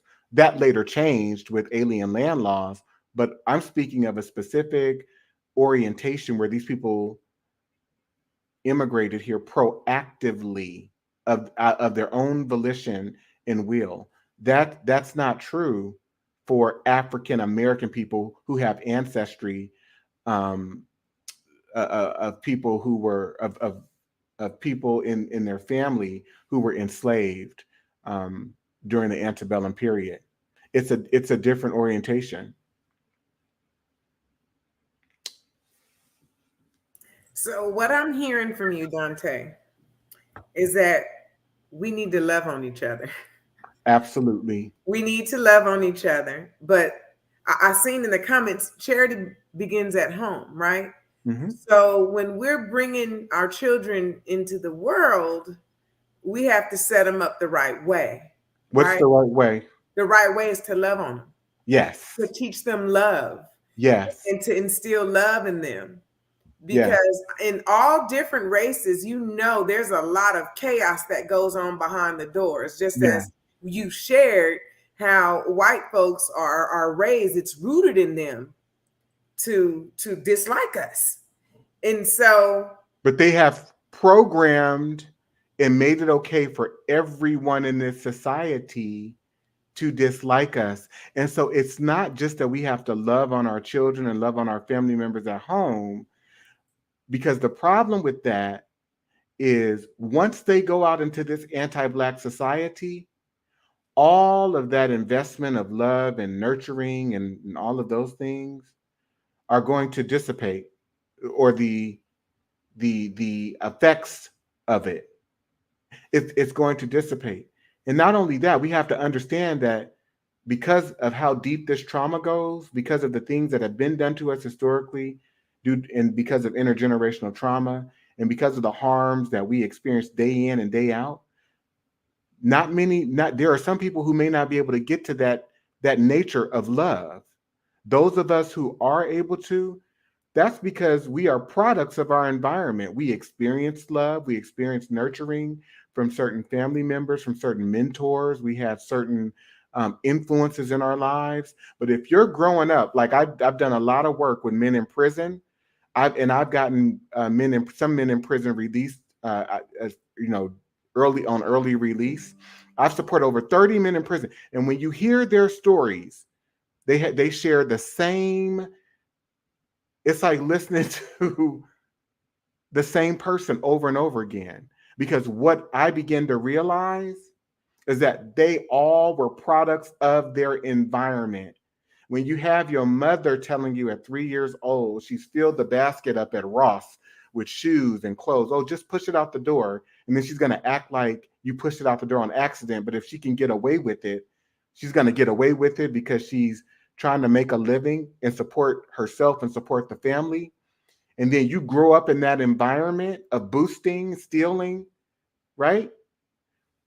And then now you're 18 and you're locked away because you've continued that same behavior. That child is not to blame. And the mother's not to blame either. It's the society that would position human beings to be in such a desperate position in the face of rampant wealth. We are one of the richest nations, if not the richest, and yet we have situations of poverty that are despicable. It doesn't need to be happening at all. And we say, well, people are experiencing those situations. We convince ourselves that people are experiencing those situations because they didn't do enough to make sure that they were taken care of. And it's just absurd. Right? We don't interrogate welfare for white people, right? We don't interrogate welfare for white people. What do you mean by welfare for white people, Dante? What I mean is 2 times in my adult life, this capitalistic system was about to fail. In 2008 and recently during the pandemic. The housing crisis happened in 2008. And do you know what the government did? Welfare for white people, they called it a bailout. Welfare for white people is not called welfare, it's called stimulus, right? So we're going to issue during the pandemic paycheck protection program. Paycheck protection, we're going to give all these billionaires millions and millions and millions and millions and millions of dollars. I think Gavin Newsom, for the business that he owns in San Francisco, it was told to me that he received a sum of about $12 million. You can actually go online and look it up. They didn't have to pay that money back. Donald Trump received large sums of money, his businesses rather, and when that money was, when it was time to pay back those funds, there were no justifications that needed to be given. It was written off. And yet we can't take care of people who are desperately in need. Give me a break. It's an absurdity. John, I'm sorry. I didn't mean to cut you off. Dante, Mm-hmm. I'm taking a new stance tonight. Community. I am anti-black. Okay. I'm going to say I'm anti-black. And I'm going to tell you why. Okay. Because if Dante is going to define it that way, I'm going to tell y'all like this. I'm going to hold my people accountable.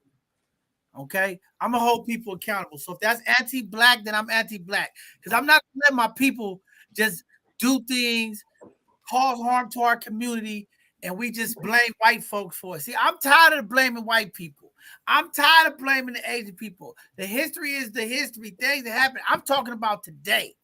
What are we doing, black people, to uplift black people? Black people are the biggest gatekeepers to black people today in 2023. Okay, that show that just came in that click with Dr. Clyde Anderson, he said in 2015, black folks will be out of business. Let me tell you right now. Yeah, black people is at the bottom of the list, but there's a lot of black folk that are thriving right now. Okay, and if we want to change the paradigm of what we're doing as black people, we're going to have to invest in each other. You're right, Dante. I believe love is the key. No, it's more than that. Love is an action thing. Black folks, we got to take action. We got to start investing in each other. We got to first start trusting each other. The white folks ain't got nothing to do with us trusting each other. We They absolutely do. And our healing. I'm being programmed, Dante. I'm anti-black because he said the system will program you. Well, I guess I'm programmed, community, because I want to hold my people accountable. When I see you doing bad, I am going to pull you to the side and say, you know what? You better than that. Why you act out? Why you out here acting out? I am going to correct things when I see wrong in my community. So ask yourself where your definitions of bad come from, where your definitions of wrongdoing comes from. Ask yourself where those come from, and also when you think about the behaviors that align with what it means to be bad or to commit wrongdoing, on what terms? On what terms? Because what I just outlined for you is that others in society, and particularly white people, are not playing by the same rules at all. They're not being held accountable for complying with and or meeting certain standards. So they are holding not themselves accountable. They're holding everyone else accountable, and most severely, they're holding black people accountable. And then you've got black people holding black people accountable. It is double, triple, quadruple the pressure. And so everyone's holding black people accountable, and no one is holding this other group accountable. So what I am saying, in my estimation, because when you say, oh, I'm going to hold my people accountable, how you're showing up, bro, and this is not just you, but that mentality is right in alignment with an overseer on a plantation. That you're going to patrol the behavior of the masses of black people, but there's nothing wrong with what the plantation owner or the mistress, the master or the mistress is doing. The master can go and rape Betty, Becky, Susie, Pam. There's nothing wrong with that behavior. It goes unchecked because they get to rule over everyone and everything. But we're going to pay attention and scrutinize the behavior of these Black people. I remember working in banking, and I remember this so clearly. Being a branch manager, I was a branch manager at Wells Fargo Bank for a few years, and I had worked as a personal banker, a portfolio manager, and so on and so forth. And you have these situations happen where some customers come in, they cash fraudulent or counterfeit checks, right? Forged checks, counterfeit checks. $900, the branch will take a loss, right? White guy comes in, Tim, he's dressed in a suit, has his briefcase, he wants to do a wire transfer. It's $150,000. No one's paying attention to him. They're giving him the benefit of the doubt. Oh, we couldn't reach the other bank to verify the funds. But you know what, Tim? We've had you waiting so long. We're just going to go ahead and approve the wire. A month later, guess what? That branch takes a loss because Tim committed wire fraud. But everyone's preoccupied and concerned with the Hispanic woman or the Black male who came in and cashed a $750 forged check. And they wanted to call the police while they were in the branch and have them arrested. So I get what you're saying, John. I am anti-Black, Dante. I'm telling you right now, I'm anti-Black. Just like early in our news, we got a 21-year-old brother out there shooting at cars and killed a 21-year-old young lady. That person was not I'm Black. okay with that, Dante. That person was not Black. I don't care who it is. That was a white man. Whoever it was, Dante. No. Okay, no. well, we could go to 99% because of these crimes. You just started with that example because you thought that person was Black. So my notes was mixed up. I thought it was a Black man. I ain't watching the news like that. But at the end of the day, I don't care who it is. I'm not condoning that crime. But John, period. I don't care about none of this stuff. We got to hold ourselves accountable. We got to make sure the resources in our community, we got to stand up for that. We got to stand up for the things that we can hold ourselves accountable. I don't care about what these white folks are doing, Dante. That's Black folks' problem. We always worried about how they getting away. I want to focus on my community. I want to focus on my people. I want to build my ecosystem. I ain't got time to worry about what these white folks is doing. So they've been doing wrong all their life. You already explained to us. They hate Black folks all their life. Why am I wasting my time in 2023 worried about what these white folks is doing? I don't give a damn about what white folks is doing. I'm talking about taking equity and moving my people forward. And if that means we get an opportunity to uplift some Black folks in the community, I'm going to take that, Dante. I'm going to take that. So if that means I'm anti-Black community, I am anti-Black. Because I don't give a damn about what white folks doing. I don't give a damn about what Asian folks doing. I don't give a damn about Latin folks doing. I care about what my people is doing. I just got into a whole internet war about Sam George being bought by a Latino group. And everybody talking about that's our Black space. That should be reparations. This ain't right. They let these folks, hold on. What are we doing? Why we didn't put our money together to hold on to our Black space? I'm tired of the victim role. I'm sorry. I can't take it tonight, Dante. I don't want to raise a community of victimized people, traumatized people. Let's work through our trauma and keep pushing. The race is going to continue to keep happening. If you're going to sit down and lay down, then you stay over there. No. Right? And again, what you are suggesting, stay over there. I'm moving forward. I'm looking for people that want to move with me and move forward in the future. We're going to navigate. We're going to find a way to create our own. That's what I'm about. Follow me, people. And if you want to go over there and travel by and cry about the past and with these Democrats and this historic stuff, go over there. The door is open. But the bishop, I'm moving forward. I believe there's some opportunities that we as Black folks can achieve. I believe there's some ownership that's around the corner. I believe there's some victories in front of us. I believe that. Where are you at? What are you going to do? I'm not going to sit here any longer, Dante, and worry about what white people is doing. People in my community, if you worry about what white people doing, you sit over there and read that article. Because I'm sitting over here and I'm seeing black folks thriving. I'm seeing black folks doing stuff. Yeah, we're not where we need to be. But we got some folks that's having joy, enjoying life. Opportunities is happening. I'm seeing more black faces in spaces. I'm just saying, where you at, community? Because I know there's some opportunities out there. I'm going to create my own. I'm not going to sit here with my head down and my knees on the ground, worried about what white people doing. Community, we got to leave these white folks alone and what they doing. Let's focus on our kids. Let's focus on our family. We just talked about the school system being bad. Let's create our own black homeschool. We got all these black doctors out here. Let's create our own hospitals. We got all these black educators out here. Let's create our own schools. That's the kind of conversation I want to talk about. I understand these white folks and what they doing and how they plotting and how they scheming. But if we didn't focus on ourselves, community, we would have never had a Black Wall Street. We never would have had a Rosewood. Yeah, we gotta focus on our stuff, our investments, our babies, our children. Because if we just keep sitting here talking about what the white man is doing, what the Asian man is doing, what everybody is crooked, everybody hates black folk. We know this. But what are we going to do? But you're not dealing with it in its fullest context. And what I mean by that is it's not about caring about what white people are doing for the sake of simply caring. It's about caring about it because these are the people who are in charge of and control all of your opportunities. Just for example, right now, you can see it today in San Francisco. The economic base of San Francisco is diminishing. You've got businesses that are leaving left and right.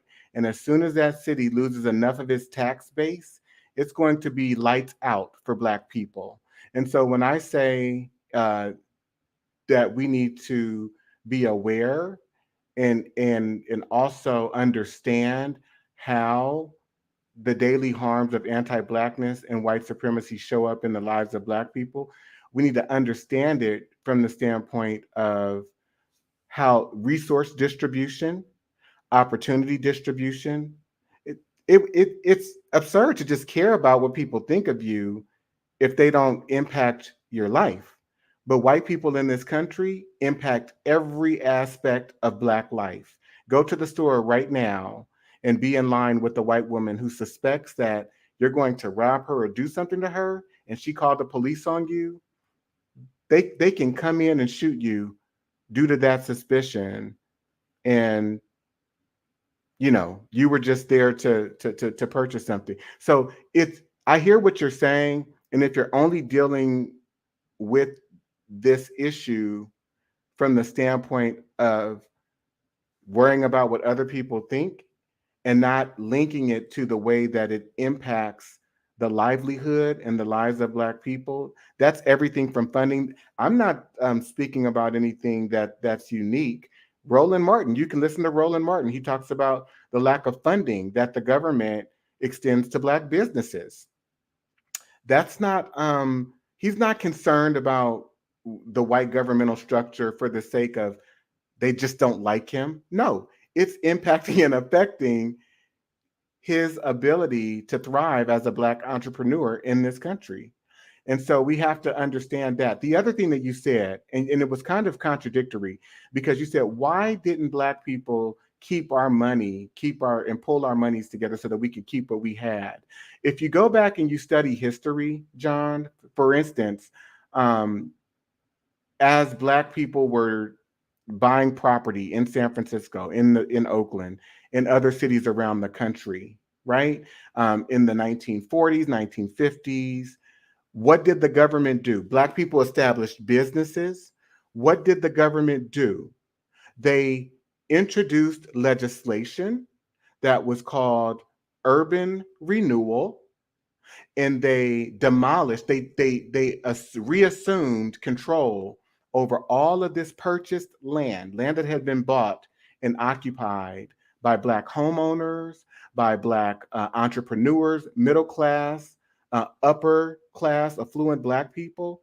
and they reassumed control of it based upon a governmental practice of eminent domain, meaning that, Khalees, it doesn't matter how much money you have, it doesn't matter how hard you work to get there, it doesn't matter how much you have in the bank.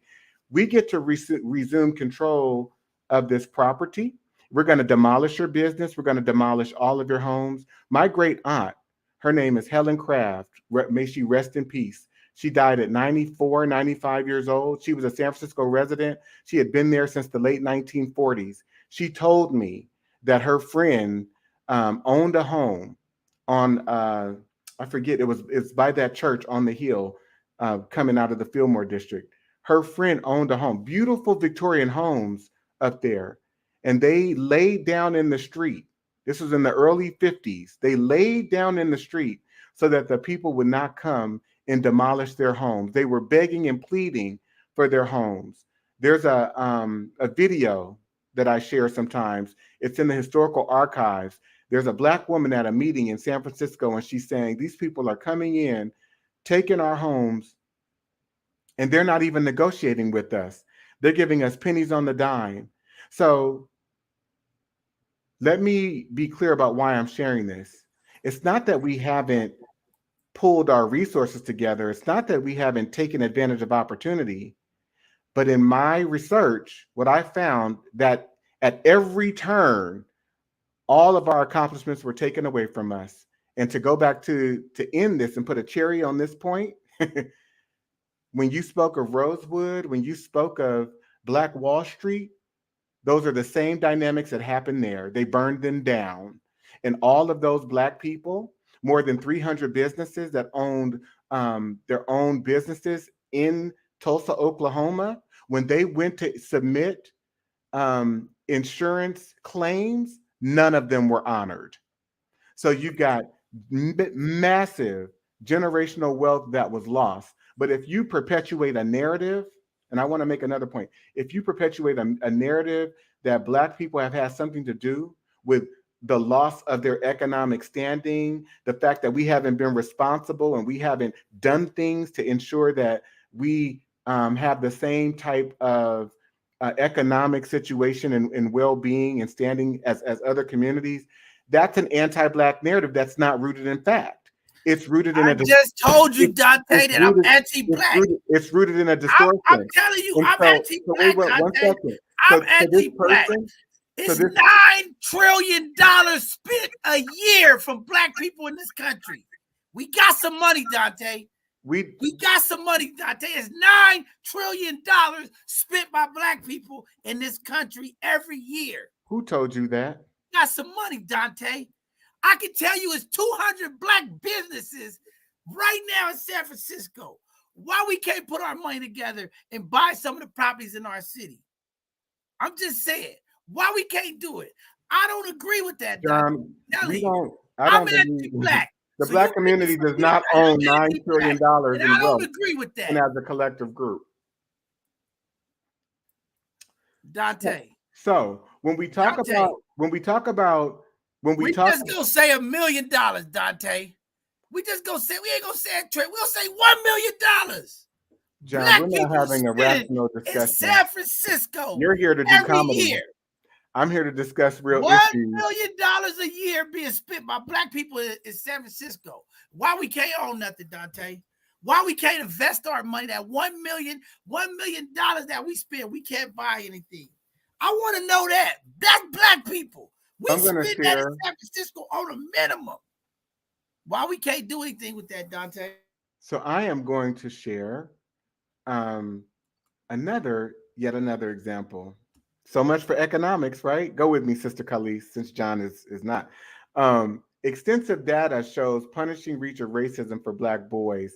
Black boys raised in America, even in the wealthiest families and living in some of the most well-to-do neighborhoods, still earn less in adulthood than white boys with similar backgrounds, according to a sweeping new study that traced the lives of millions of children. White boys who grow up rich are likely to remain that way. Black boys raised at the top, however, are more likely to become poor than to stay wealthy in their own adult households. So these are Black children that grow up rich. Their parents have done exactly what you're suggesting, John. They have followed suit. They have become successful in white America. They've put their children through the best schools. They've had them involved in all of the activities so that they could keep them safe and keep them out the street. And they've loved on them. And yet, when they go out into this white world, they come into people who are anti-Black, who stifle their opportunities, their ability to reach the same levels of success that their parents reached. And most of them end up either middle class, lower middle class, or poor.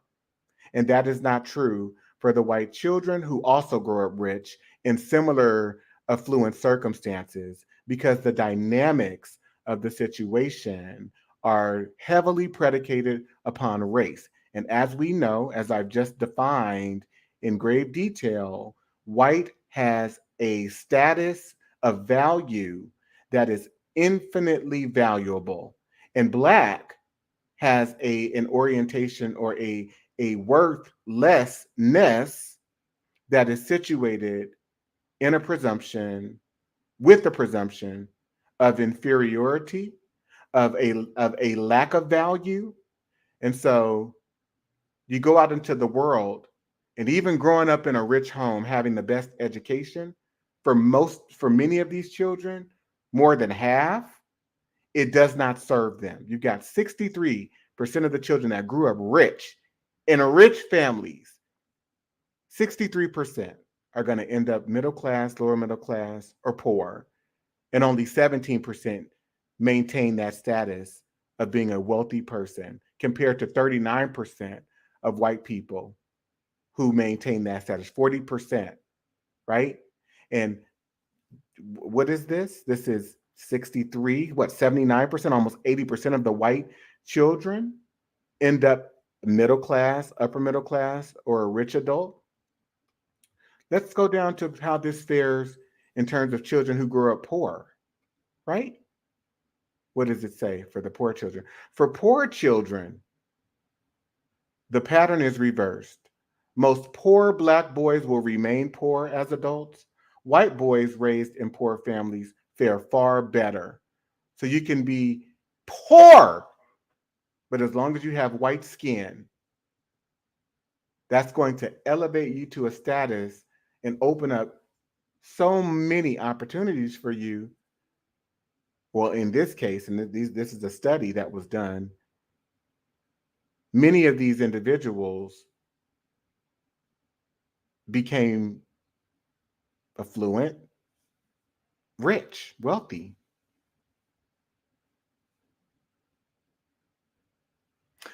So, Black people, what am I saying to you? What did I come here tonight to say to you? I came here tonight to say to you to have grace with yourself, to have grace with other Black people. Know that you are doing the best that you can. Your parents did the best that they could. Other family members did the best that they could. The Black person to your left and to your right is doing the best that they can. The extent and degrees of anti-Blackness are different from Black person to Black person. Know that the same way that you are experiencing anti-Blackness may be much deeper and may go much further for other Black people, but we are all doing the best that we can in a situation of terrorism that has been engineered since the inception of this country, and that we need to not hold ourselves to such high standards so that we find ourselves in our 30s or 40s being discontented and wondering why certain things didn't happen for us the way that they happened for other people. Know that you are great. You are made up of greatness. Do not define yourself through white standards of acceptability, through white standards of success, and normative and white standards of progress, because it will kill you. It will kill you. And measuring yourself based on white standards of educational attainment, white standards of economic attainment, white standards of good behavior, that is destructive. It is destructive, and it will kill you. And I'm speaking to you from someone who wrote a book because I was about to commit suicide, because I was so tired, so exhausted of being the person that was performing at an exceptional level and being under acknowledged for, being put down, being made to feel as though something was wrong with me. So, I mean, it's very destructive in the way that it functions. And so nothing about this, at least for me, is a joke or a game. This is very serious. And I meet Black people all the time. I go around this country traveling. This last year, I mean, I don't think I was at home for 3 weeks in a row because I was on the road at conferences promoting my book. And I meet Black people everywhere, all over the place, who have the same story. They lock me in rooms after I present and want to cry and hug and fall into my arms because they're experiencing the same issues that I describe in my book. Well, it's been an educational Thursday. Yes, you've given us a lot of history and education tonight on anti-Blackness, I must say. Dante, I'm not letting you go that easy, Dante. You ain't getting out of here that easy, Dante. You are a researcher, Dante. You are a professor, Dante. I have a whole book. And you know, through the scientific process, through the trials, after they do all the research, there's an outcome, there's a synopsis. Whether it's medicine, whether it's something else. Because of this research, we able to do what? So with your research, 400 years of a Holocaust. How out of your research? You have to have something out of research, Dante. Give me something before you leave today. Do not judge yourself, again, based on white normativity. And you have to, please get my book. I'm not here to sell books, but I mean, even the San Francisco Public Library has copies of my books, but I would love for you to go and buy my book. Please get it. Because we are still operating on the same orientations that were developed by white men who created even scientific theories to create and provide the reasoning, the rationales and the justifications for how we treat Black people in this country.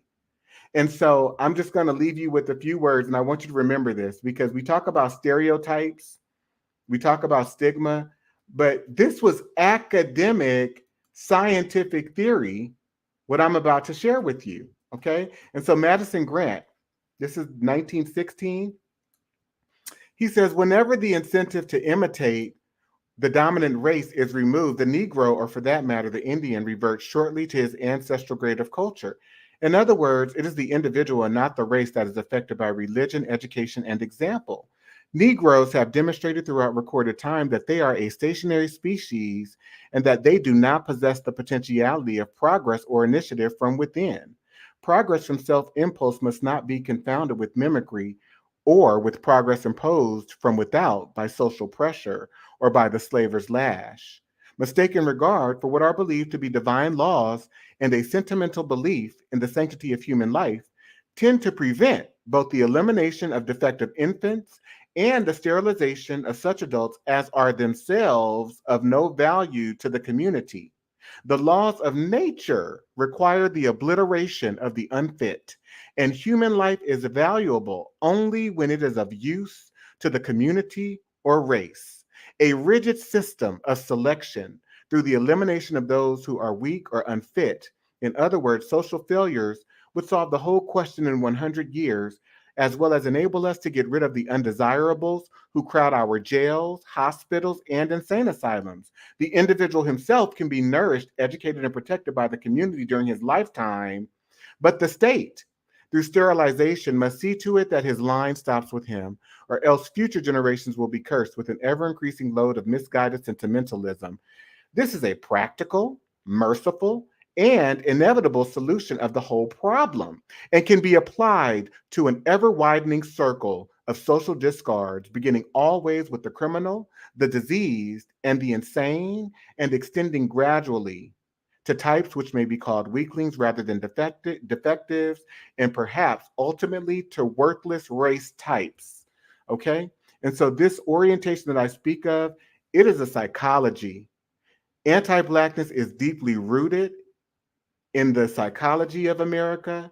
in the way that we function emotionally with Black Americans, and we need to rid ourselves of it. There's a lot of personal work that happens on a daily basis. Well, I learned something today, community. I am anti-Black. Okay, I am We all anti-Black, are, not just you. and I have some issues, community, because I respect Dante's perspective, and you know, he brought a lot of jewels and information. I agree with a lot of it, but I am pushing forward. I'll never take that from him. That's why this is both sides of the conversation. I respect my brother. I love the work he's doing. He's doing some major impact. We talk about getting information and really highlighting what's been going on. Me, I am the future. Sister Khalees, I'm I not coming am here the no more. He likes to get me hot and bothered. I tried to keep my calm though. You see He'll that? be back because we need Dante. Because if he start doing that, he's going to be acting anti-Black. Okay, you got to give back. So he will be back because he like to support Black people. I think he want our Black people to be at neutral, but I'm going to move it forward, community. Okay, I'm not standing there being a victim and bondage of the harm and the PTSD. I will prevail. I will get the mental health treatment. I will seek all the things that I need to break the bondage. I am not going to sit there as a cocoon and just look there and stand there and wait for somebody to forgive me and give me and have an understanding. I am going to move forward. I will step and stand. I will move with my people. And I will hold you accountable. I will expect the best out of you. I will want you to be at the highest level and thriving forward. And I will say, my team corrected me. It's $3.9 trillion that Black folk. I don't care if it's 1 trillion. How do we build the ecosystem? How do we keep the money in our community? How do we buy our Black spaces and not wait for us to be replaced to say this is wrong, this is harm? We need to create our generational wealth, community. I am anti-Black tonight, community. I found out that I have an identity crisis that I have to deal with because I'm anti-Black. According to the great Dante King, I am anti-Black, but I will be anti-Black on my people. I will hold you accountable. I will not allow you to cause harm in my community and say it's okay because what white folks done. I will not allow that. I was waiting for the benediction, but I guess I'm jumping in it. Somebody hold the bishop down right now. I'm going to hold my people accountable. I'm going to expect the best out of my people. I'm going to expect that. And you're holding them accountable, right, John? Let's say we hold them accountable to starting their own businesses, right? But the banks won't give the same loans that they're giving to other communities. Dante, they consider us a hell with the banks. We got $3.9 trillion. I'm not asking the bank. I'm asking my people to spend the money that we spend and invest in our community. So John, Black folks ain't gotta ask the bank for no money. We taking our equity, Dante. I ain't waiting on Bank of America. That's not how this country works. I ain't waiting on Wells Fargo. I'm waiting on Black folks to come together with their money and help other Black folks build wealth, build generation, build community. That's what I'm blaming the victim. Yeah, I'm gonna come back so we can do a therapy session, John. Dante, it is Mental Health Month. You coming back? So let's get our brother John some help because I'm Dante. It has been great. It has been great, though, I must say. Jocelyn. Jocelyn said, don't let John bother. I'm going to stop there, community. I apologize, community. I know I get passionate about this. Dante know when he comes here, he's going to trigger me. Because I am anti-Black, community. I just found out I am anti-Black. Tonight, I am standing behind being anti-Black. I will be that guy. I will cause the fire because I want to see my people doing well. I want to do it. I don't want to sit here in trauma bonds. I don't want to sit here crying about the past. I want us to move forward. It's about recognizing the array of these forces. Can I just share one other video? Please do, Dante. Okay. I'm so anti-Black that you talk about Black folks. Come on. And then I want to hear my sister Khalees's reaction and perspective Oh, you don't want to hear about me, Dante? Oh, Well, because I she think light I've heard skinned, enough. because she fair skinned. You gonna move her to the top because she fair skinned, huh? Is that what you gonna do, that colorism tonight and make You know her more what? important to me because I'm darker, Dante? I think that's called male privilege, Sister Khalees. But anyway, here, here we go.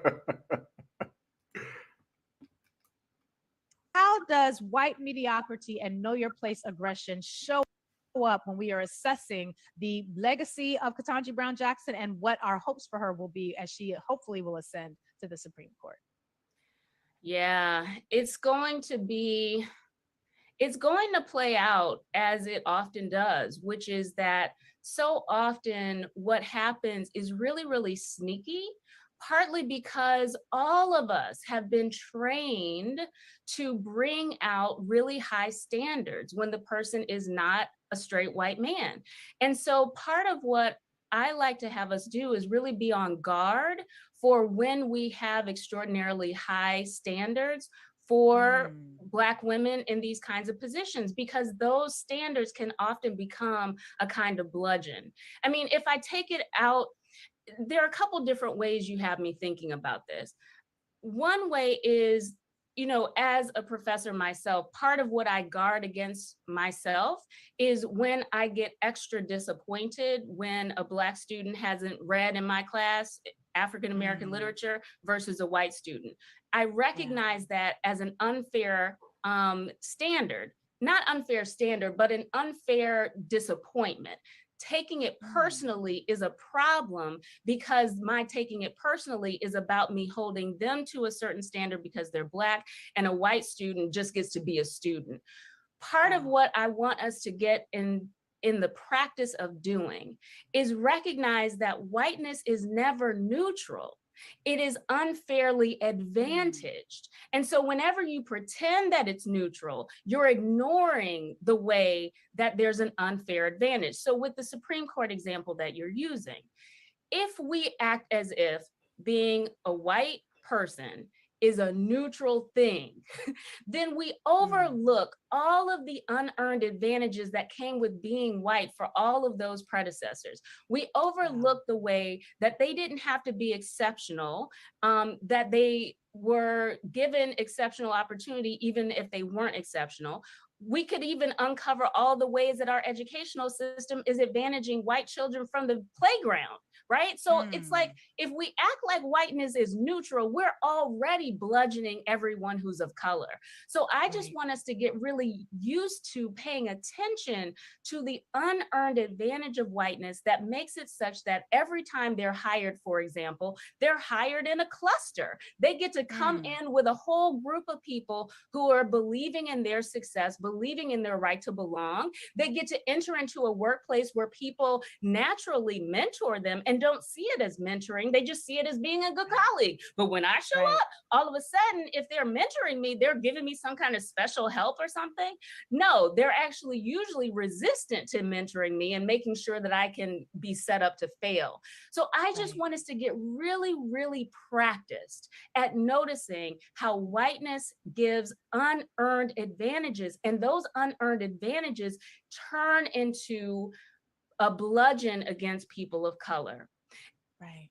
The benefit of the doubt that you get when you are white, the benefit of the doubt that leads to 4th, 5th, and 6th chances, the benefit of the doubt that doesn't, like all of those benefits of the doubt based on nothing but whiteness translates into a bludgeon for people of color. And I want us to get really used to noticing that, because then we will notice how easy it is for us to be extra angry at Black women for every little thing.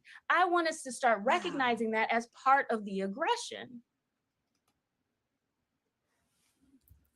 I'm anti-Black, Dante. I Holding see all of that.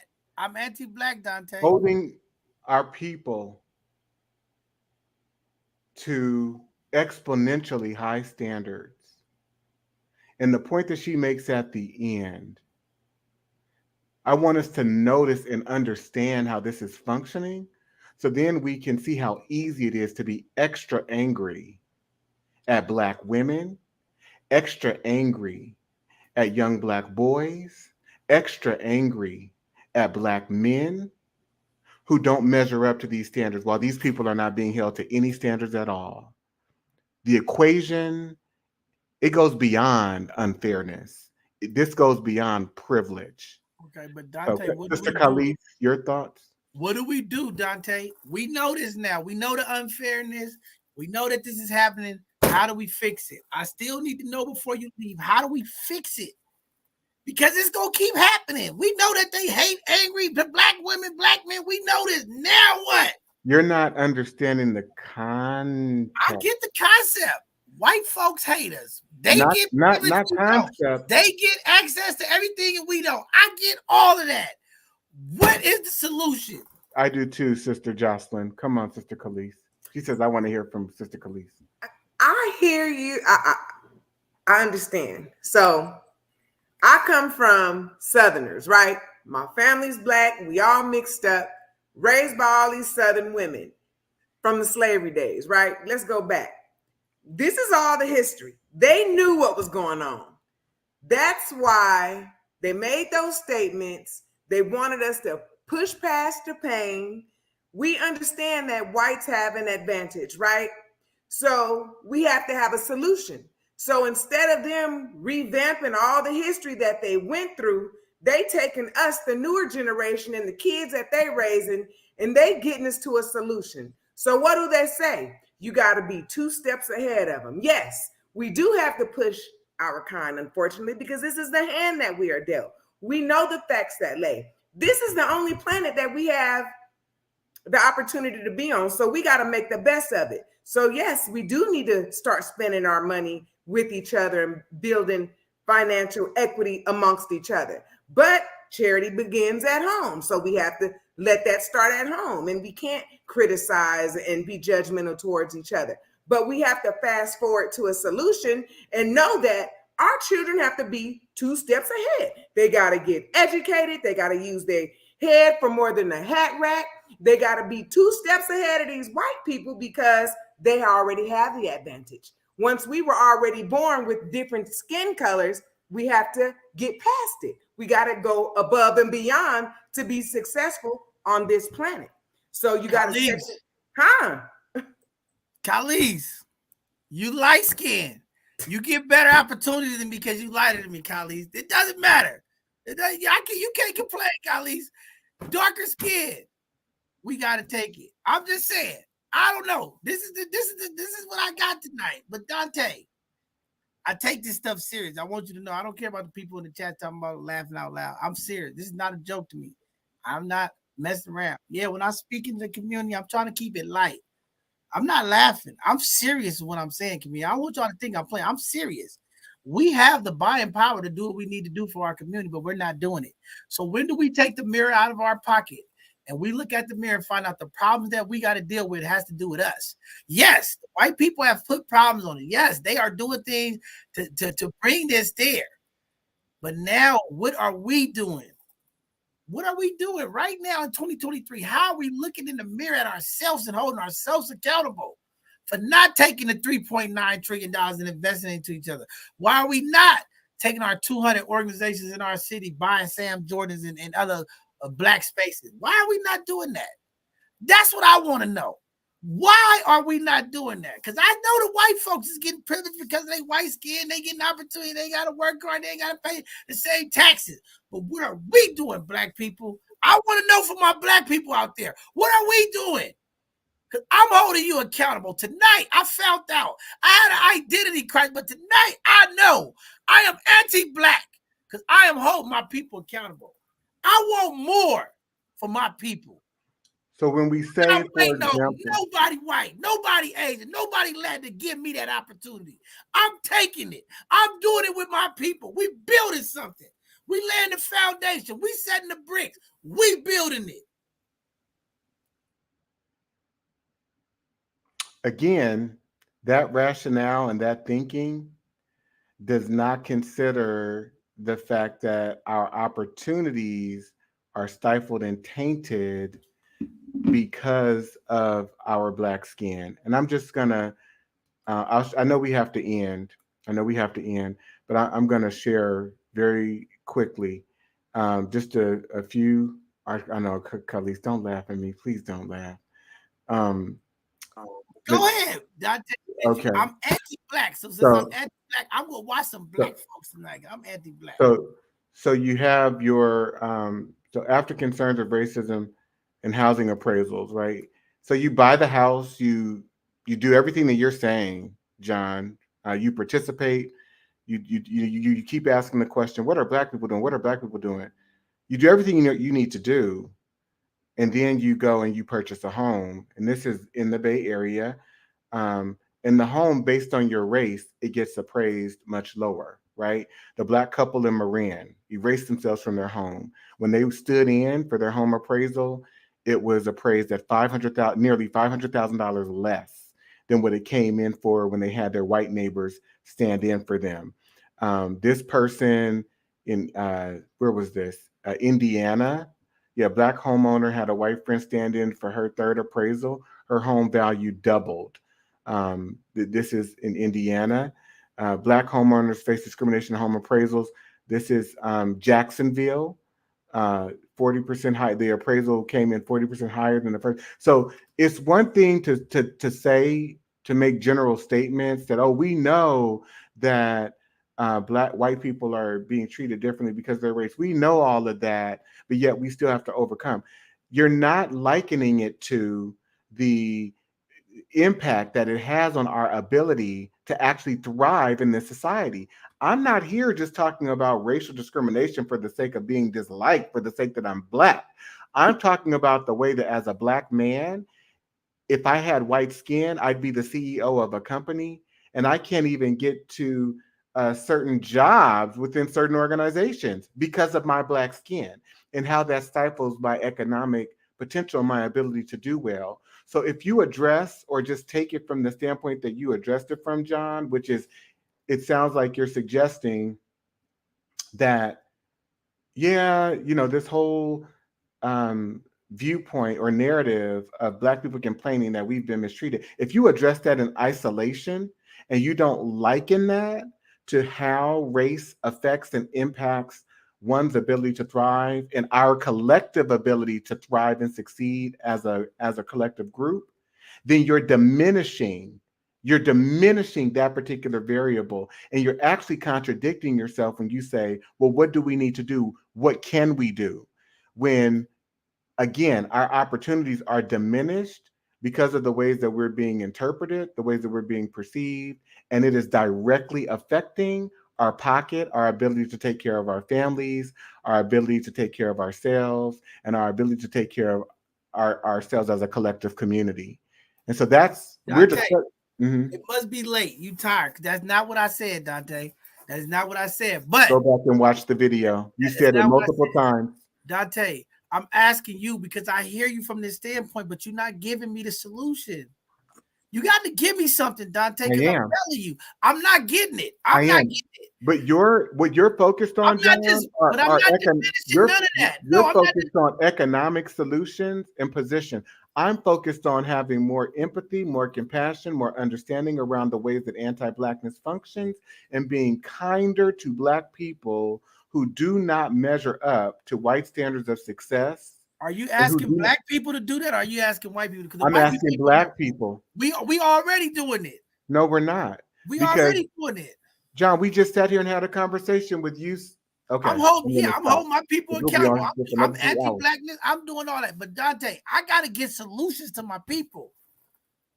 Okay. I hear all of the stuff that's affecting us. What do? We just sit in the middle of the street with our hands up. What do you want us to do? We acknowledging it. We see it. We understand it. We're processing it. Definitely try hard. Definitely try hard. Definitely do your best. Always, to Sister Khalees's point, we have to do our best. We know that we're navigating these dynamics. We don't give up because we have to live, right? But if we find that other people in our families or in our communities are not able to succeed, are not able to overcome, we have to understand the reasons behind that. We really do. And we also have to create a different relationship and a different orientation to how Dante, we exist in this we society. already know about it. We know it's because of the white laws, the white policy. You just told us why. We know why. John, this is harder than talking and teaching a group of white people. I don't know. I guess the white people get it better than me, okay? All I know is, Dante, we've already talked about it. You're challenging me in similar ways. I got to challenge you, Dante, because I'm speaking for the people. Sister I can't Jocelyn let you come here and victimize the people and not get them a solution. I've been asking 6 times. Read Sister Jocelyn's comment in the chat. She says, I'm not worried about Sister Jocelyn. I'm worried about me and you, and you're not answering my question. I just gave you multiple solutions throughout my entire talk, and you're not hearing them in the way that you would want. You're not hearing the solution that you want, and I get that.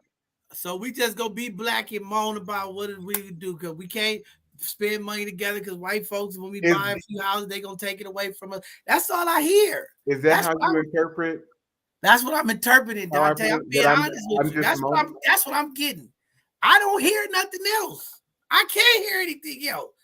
I don't get it. My people need to advance. That's a total diminishment. That's a total diminishment. Well, you said earlier in your slides, we're in a time of delusion. And I think it's a lot of delusion out here in this community. That's what I think. It's a lot of delusional people. I'm living in the future. I'm living in the present. And right now, my people need opportunities. They need access. They need equity. They need AI. They need robotics. They need automation. They need to know this new digital currency. They need that now. They can't sit here and worry about what these white folks are doing. We need to create our own schools right now and stop worried about the racist system. We got to stop worried about all of this stuff. So, John, we need to create our own schools. And meanwhile, you have a white man in Florida who's running for the presidency of the United States, who just had the state legislature pass a legislation that bans certain books. So we go and create our school, and the legal system is going to regulate what our kids can learn and not learn, even within those schools. And so you say, don't worry about what white people are doing. We're creating our own schools, Dante. But again, these people have the power. We do it in our community. They're not coming in our community. They're not coming in our community. I can tell you right now, white folks ain't coming in black communities right now. So if we get 50 kids at the schoolhouse, they ain't coming to our schools, Dante. They don't give a damn about our kids right now. You think they're going to come here? I'm talking about, forget Florida. I'm talking about right here in California.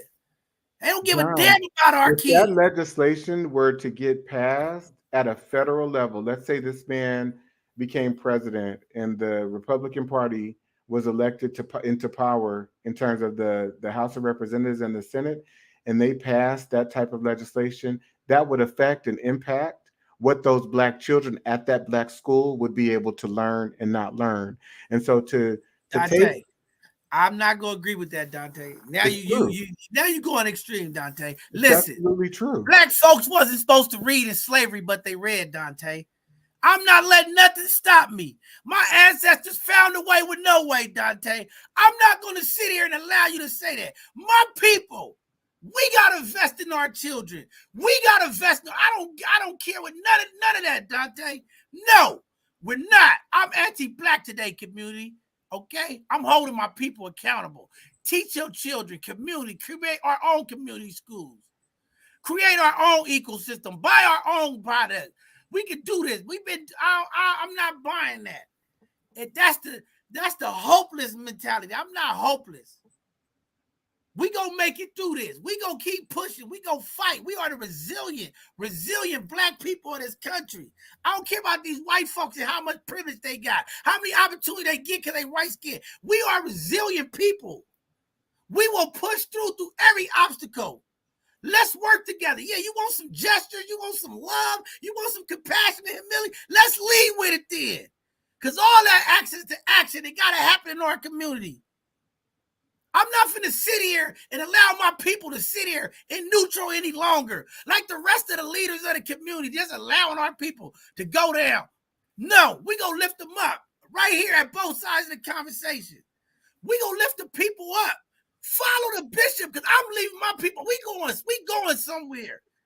I'm not gonna buy into that narrative that we just hopeless and white folks is gonna keep their.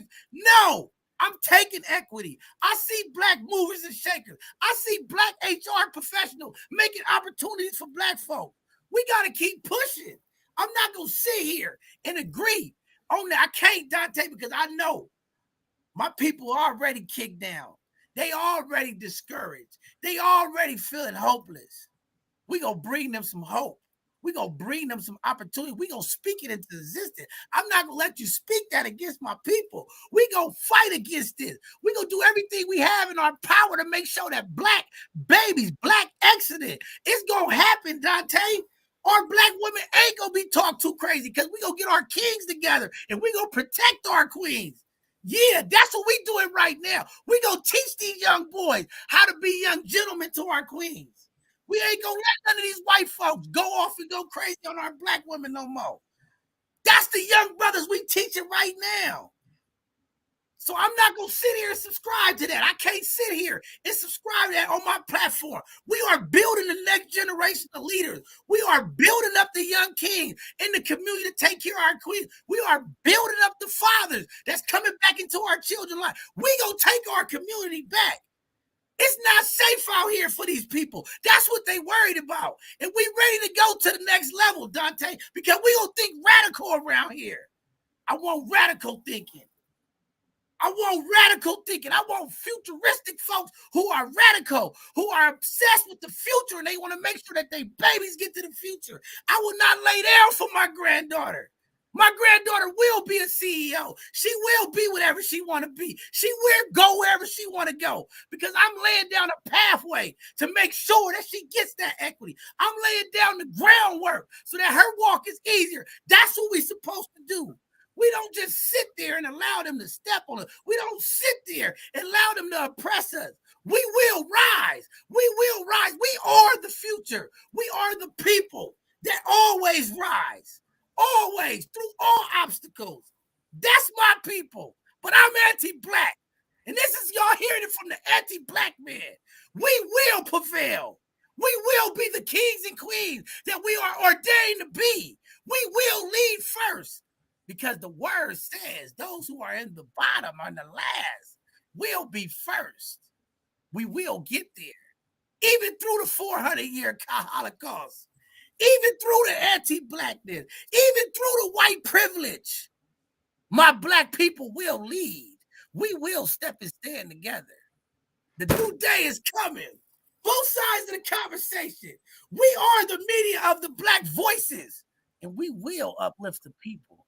Well, you won't do any of that being owned by white institutions, being owned by a white economic system, owned by a white educational system, owned by a white political system that you don't control. None of that will be possible.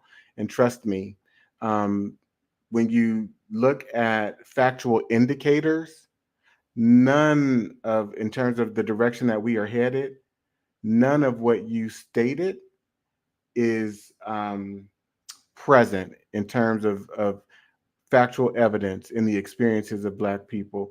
I drive around this city in Oakland, California, where I grew up. It's not about having a victim mentality, but it's about focusing on the reality of the situation. There are so many homeless Black people in this city, and we make up less than, 20% of the city and represent 50 to 60% of the homeless population in this city. That's not about prayer. That's not about hope. That has to do with the reality of structural oppression, structural anti-Blackness, structural white supremacy. And so, yes, I hear what you're saying, and I get this whole idea of being queens and kings. Yes, we are that inherently. Yes, we are amazing people, and yet we are in a predicament. It's like being in an abusive relationship with a partner that you cannot escape from. And that person that's in the abusive relationship, they don't want to be a victim. They don't mean to be a victim. They're doing their best to fight back with everything they have. They even want to leave, but they're locked in and they just can't escape. And so I understand what you're saying, but let's be clear. We're not the first generation of people having this conversation. We're not the first generation of people who have talked about solutions that we need to think to develop or to access.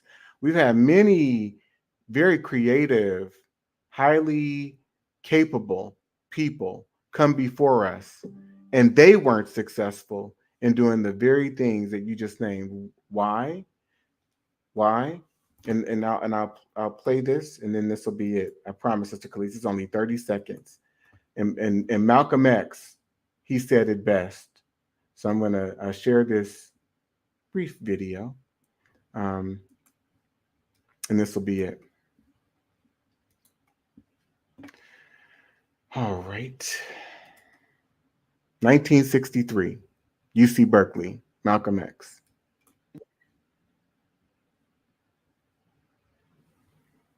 All right, it's gonna play. Here we go.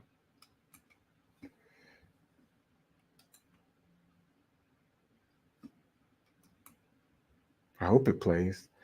Well, the point that he makes, because it's not playing, he says that when you are in your own country, here it goes. There it goes. Okay, it just came up. So listen to what he says. He makes a very poignant point.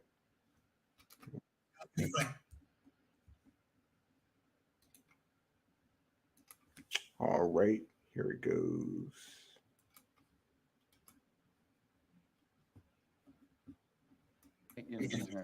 When you're in your own nation, in your own land, you're in a position to get justice. But when you're in another man's country, in another man's land, under another man's flag, and under another man's government, and under another man's court system, you have to look to that other man for justice, and you'll never get it. And Negroes in this country probably are authorities on that. Dante, where do we go? Thank you. Do we leave America? Where do we go, Dante? I see the video. You got to tell me where I go then. Where are we going, Dante? Tell me where the black people is going. We would have to. The truth is not always theirs either. So where we going, Dante? The truth is not always comfortable, and we would actually have to leave America if we wanted to. We leave America, we go to Africa. You in another man's country. No, I'm not saying. Right. Where you gonna go, Dante? You go to Asia, they're not gonna respect you. You're going to another man's country. So again, so what is the answer, Dante? Do everybody gotta wait till the world end? Because that's the only thing I see. Because that's all you give me. The world's got to end. I use the word inescapable. Inescapable. I'm just here to present a perspective of the truth that so many of our other Black philosophers who have also studied these dynamics, who have also studied these issues. We heard from a few. We heard from Dr. Claude Anderson. We heard from Dr. John Henry Clark. We heard from our brother Malcolm X. Our leaders, our true Black leaders who have understood what this country is all about, they've been telling us. And yes, the truth is not always comfortable. The name of my book is The 400-Year Holocaust: White America's Legal, Psychopathic, and Sociopathic Black Genocide. We are on a path to genocide, and we have no control over it. And I know that that is hard to hear. And yet, if you look at every indicator concerning Black life, that is what we're headed for. Dante, all I can say is this. Dante, you got another book coming out, Dante? I do. I figured it. I figured you had another book come out. It's the hook, line, and sinker. I knew it. I didn't know. It's the hook, line, and sinker. Dante, thank you, because tonight, I'm not going to sleep tonight, Dante, because you just ruined my brain tonight, okay? You ruined my brain tonight, Dante, in a good way. I knew you had a book coming out. I kept saying, what is it? Dante, you got another book coming out. I knew it. Go ahead. That's not why I'm here. I knew it. See, I already know, community. See, I can read the future. That's what God gave me the vision. I already knew it was another book coming. It just, I just feel like it's like the drugs. The drug that Dante have. He wants you to get the drug. And he's going to keep pulling at you so that you could get the drug. I felt there was another book coming because it's something more to this. Okay, Dante, you answered my own question. That's all I wanted to know. Now, the conversation makes more sense. Okay. No. Now it makes more sense. No, because I'm not here to promote the other. No, It's I'm not out saying yet. you're here to promote. That's not what I'm saying. I'm not saying you're here to promote, but it makes more sense. See, I understand things on a different level, Dante. So I understand. So tonight, we've learned some amazing stuff. We got to get out of here, community. This has been long, but only for Dante King. John, go Only read for this book. Dante King. Go read this book. All right, I'm going to go read that book. Only Dante When you King. read my book, go read this book too, The Black Bourgeoisie.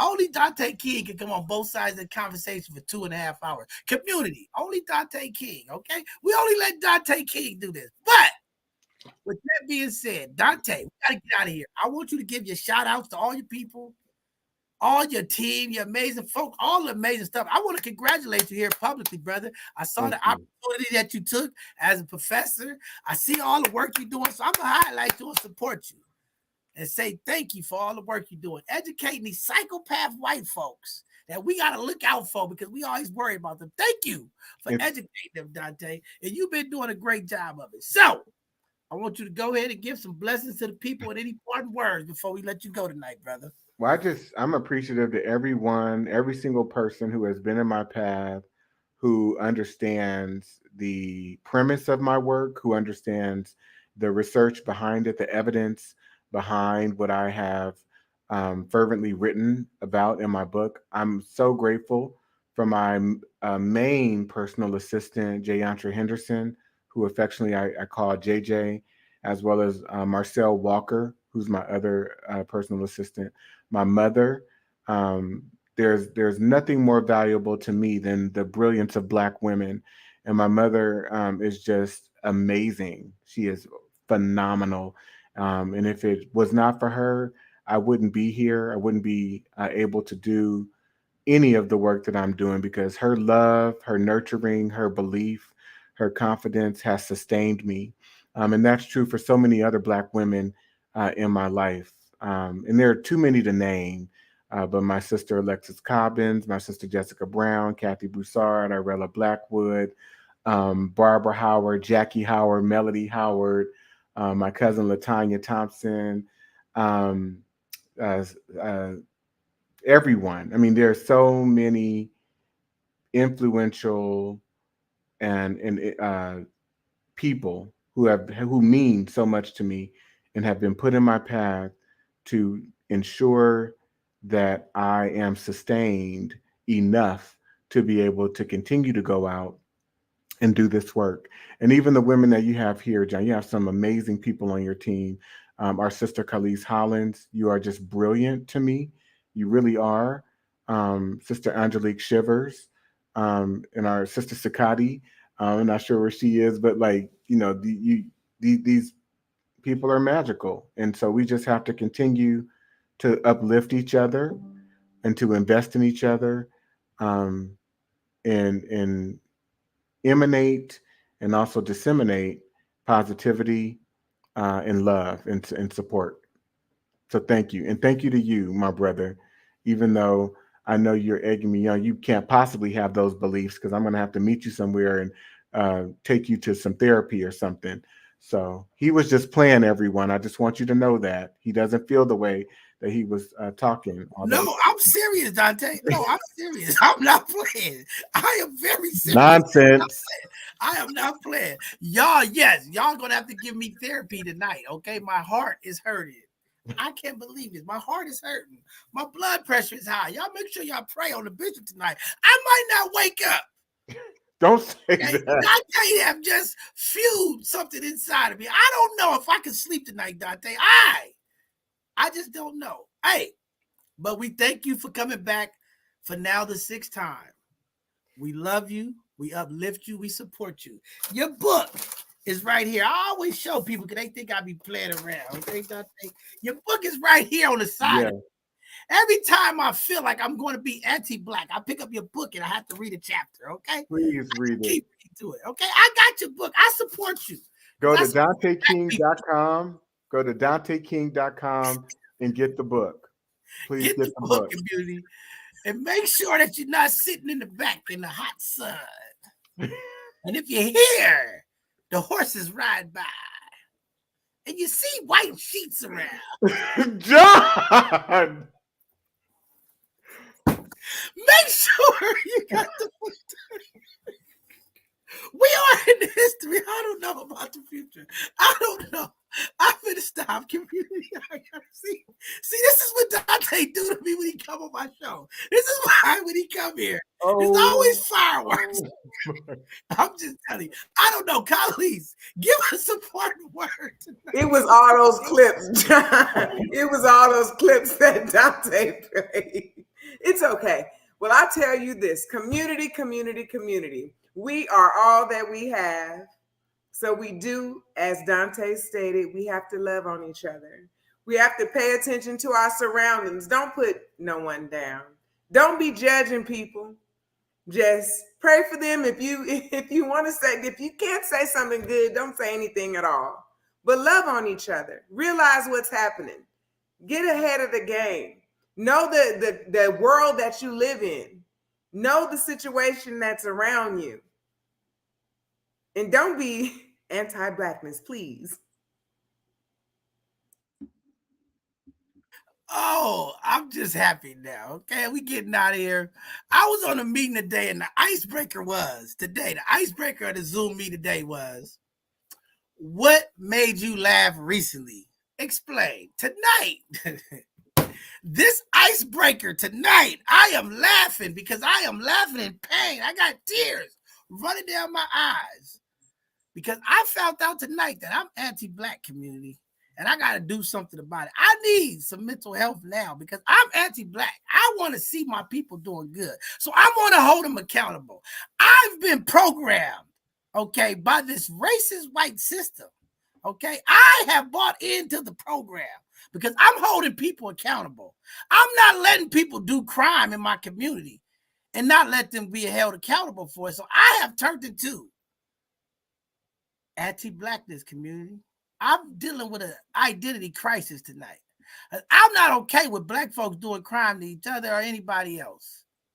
I'm just not. So I've learned some stuff about myself, community. 43 years on this earth. And tonight I've come to the realization I am anti-Black. I have some mental issues too. So I'm going to call my therapist and we got to have a conversation because Dante King has diagnosed me. Okay, I have been diagnosed by the professor, the researcher. I need help, community, tonight. I don't know, but I got to let you guys go because it's getting late. I'm going to give the benediction. It's a little bit interesting tonight. I'm going to give the benediction tonight. I don't know if I'm going to make it through, community. My tears is running down my eyes. My back is hurting in my chest. It says stop, but I have to go through this because tonight, you have received some of the most historic information. Tonight, we've had a presentation to let you know about where we've been, some of the things that are happening when we talk about the advancement of people, when we talk about how much we have to walk and how much more we have to do because of white privilege and white opportunity that they get. When we talk about the struggles, those struggles are real and they are there. We must identify and understand the barriers that are in our way, the obstacles that we have to climb. Sometimes listening and hearing brings pain and trauma. Sometimes it brings confusion. Sometimes it brings you to a space where you don't understand. Do you move forward? Do you stand still? Do you take a step back? I don't know where your emotional roller coaster is tonight, community, but I know emotional fluency is real. I know emotional intelligence we must have. I also know that we must invest in each other. We must build our own community. We must take over ours. We must be the owners of our information. We must be the owners of our success. We must be the very owners that uplift our community and move us forward. We must be the ones to change the narrative if we really want to see the change.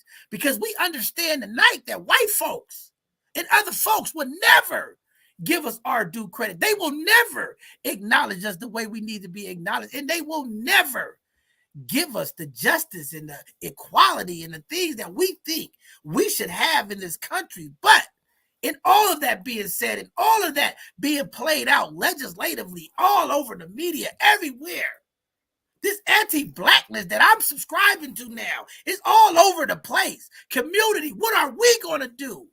When are we going to pull the mirrors out of our very pockets and hold ourselves accountable? When are we going to pick ourselves up as a community and invest in each other? When are we going to lead with love and compassion and humility? When are we going to forgive each other? When are we going to apologize for our wrongs? When are we going to take the steps that we need? There's a lot of old saying. There is a lot of Negro songs. There is a lot of harm and trauma that's been put in our community. But what can we do? There has to be a solution. There has to be an understanding. And the only way we get there is we have to have the courage to continue to be the very resilient people that we are. Step into our future. We must step into our future. We must equip our young people with the tools and the knowledge that they need to help move our communities forward. We must bring back the Black love. We must bring back the Black business. We must bring back the Black family. We must, if we want to exist. If we keep playing the number game, we'll never get to the finish line. I believe in numbers. They say numbers never lie, but I also know numbers can be skewed. Today is an epiphany for me. Even in my identity crisis, I will continue to step forward and lead the people. Follow me into the future. You could go and stay in the past if you want, in bondage, in pain, and trauma. I'm releasing tonight. When I leave here tonight, I'm going to say a major prayer. I'm going to ask my ancestors to give me the very strength that I need to continue to go. Because I can't sit here and cry and say, I can't do it. When my ancestors were beat, worked in the heat, no fun, no food. And they still marched forward. And they still kept moving. How can I sit here in neutral and just give up and say, this is what it is. This is where we at. I must jump over those hurdles. I must walk through those obstacles. I must lead the community. I must, because that's what great men do. That's what great leaders do. We demonstrate what's possible. And I will. Both sides of the conversation, we will let you know and lead you and demonstrate what's possible. We will create our own Black Capital Venture Group. We will buy the very Black business in our community. We will bring home ownership. And we will love and respect each other. I'm going to speak it into existence because I know words are powerful. Why you think it says on our both sides of the conversation, you could change the narrative from the voices of the people. The power is in the people. The power is uplifting the voices. Tonight, the voices have been uplifted. I will be at the front of the line because I've been behind. I've been in last place, and I will stand in first place and march with the people. I will see you at the victory, and I will pass the baton. The race is never over. It's a marathon, community. With that being said, thank you all for tuning in tonight. It's been real. It's been touching. It's been reckoning. I am a dismantler, and we will dismantle the myth. We will dismantle the hate. We will dismantle the very things that hold us back. Our next live show is this Sunday. We're talking about mental health, community. It is May. It's Mental Health Month. I think my mental health has been triggered tonight. I need a conversation. Community, come talk to me. Let's talk about this mental health. We know that there's white psychopaths and sociopaths out there. How is it affecting you? Let's talk about it, community. This Sunday should be a great conversation. We need a couple of more panelists, okay? I want to hear from some of my people. If tonight moved you, if you're a dismantler, if you want to talk about the very mental health that you need to be the greater you so that you can move with the community, come sit down and talk with the bishop this Sunday. We're going to talk about it. And then next Tuesday, we're going to have another hidden gem segment where we will continue to uplift Black business, where we continue to uplift our Black organizations, and we will continue to uplift those positive leaders in our community. And we will bring Dante back to promote his second book. Okay, we will bring him back because we will support our people and we will spend our black dollars with him. All right.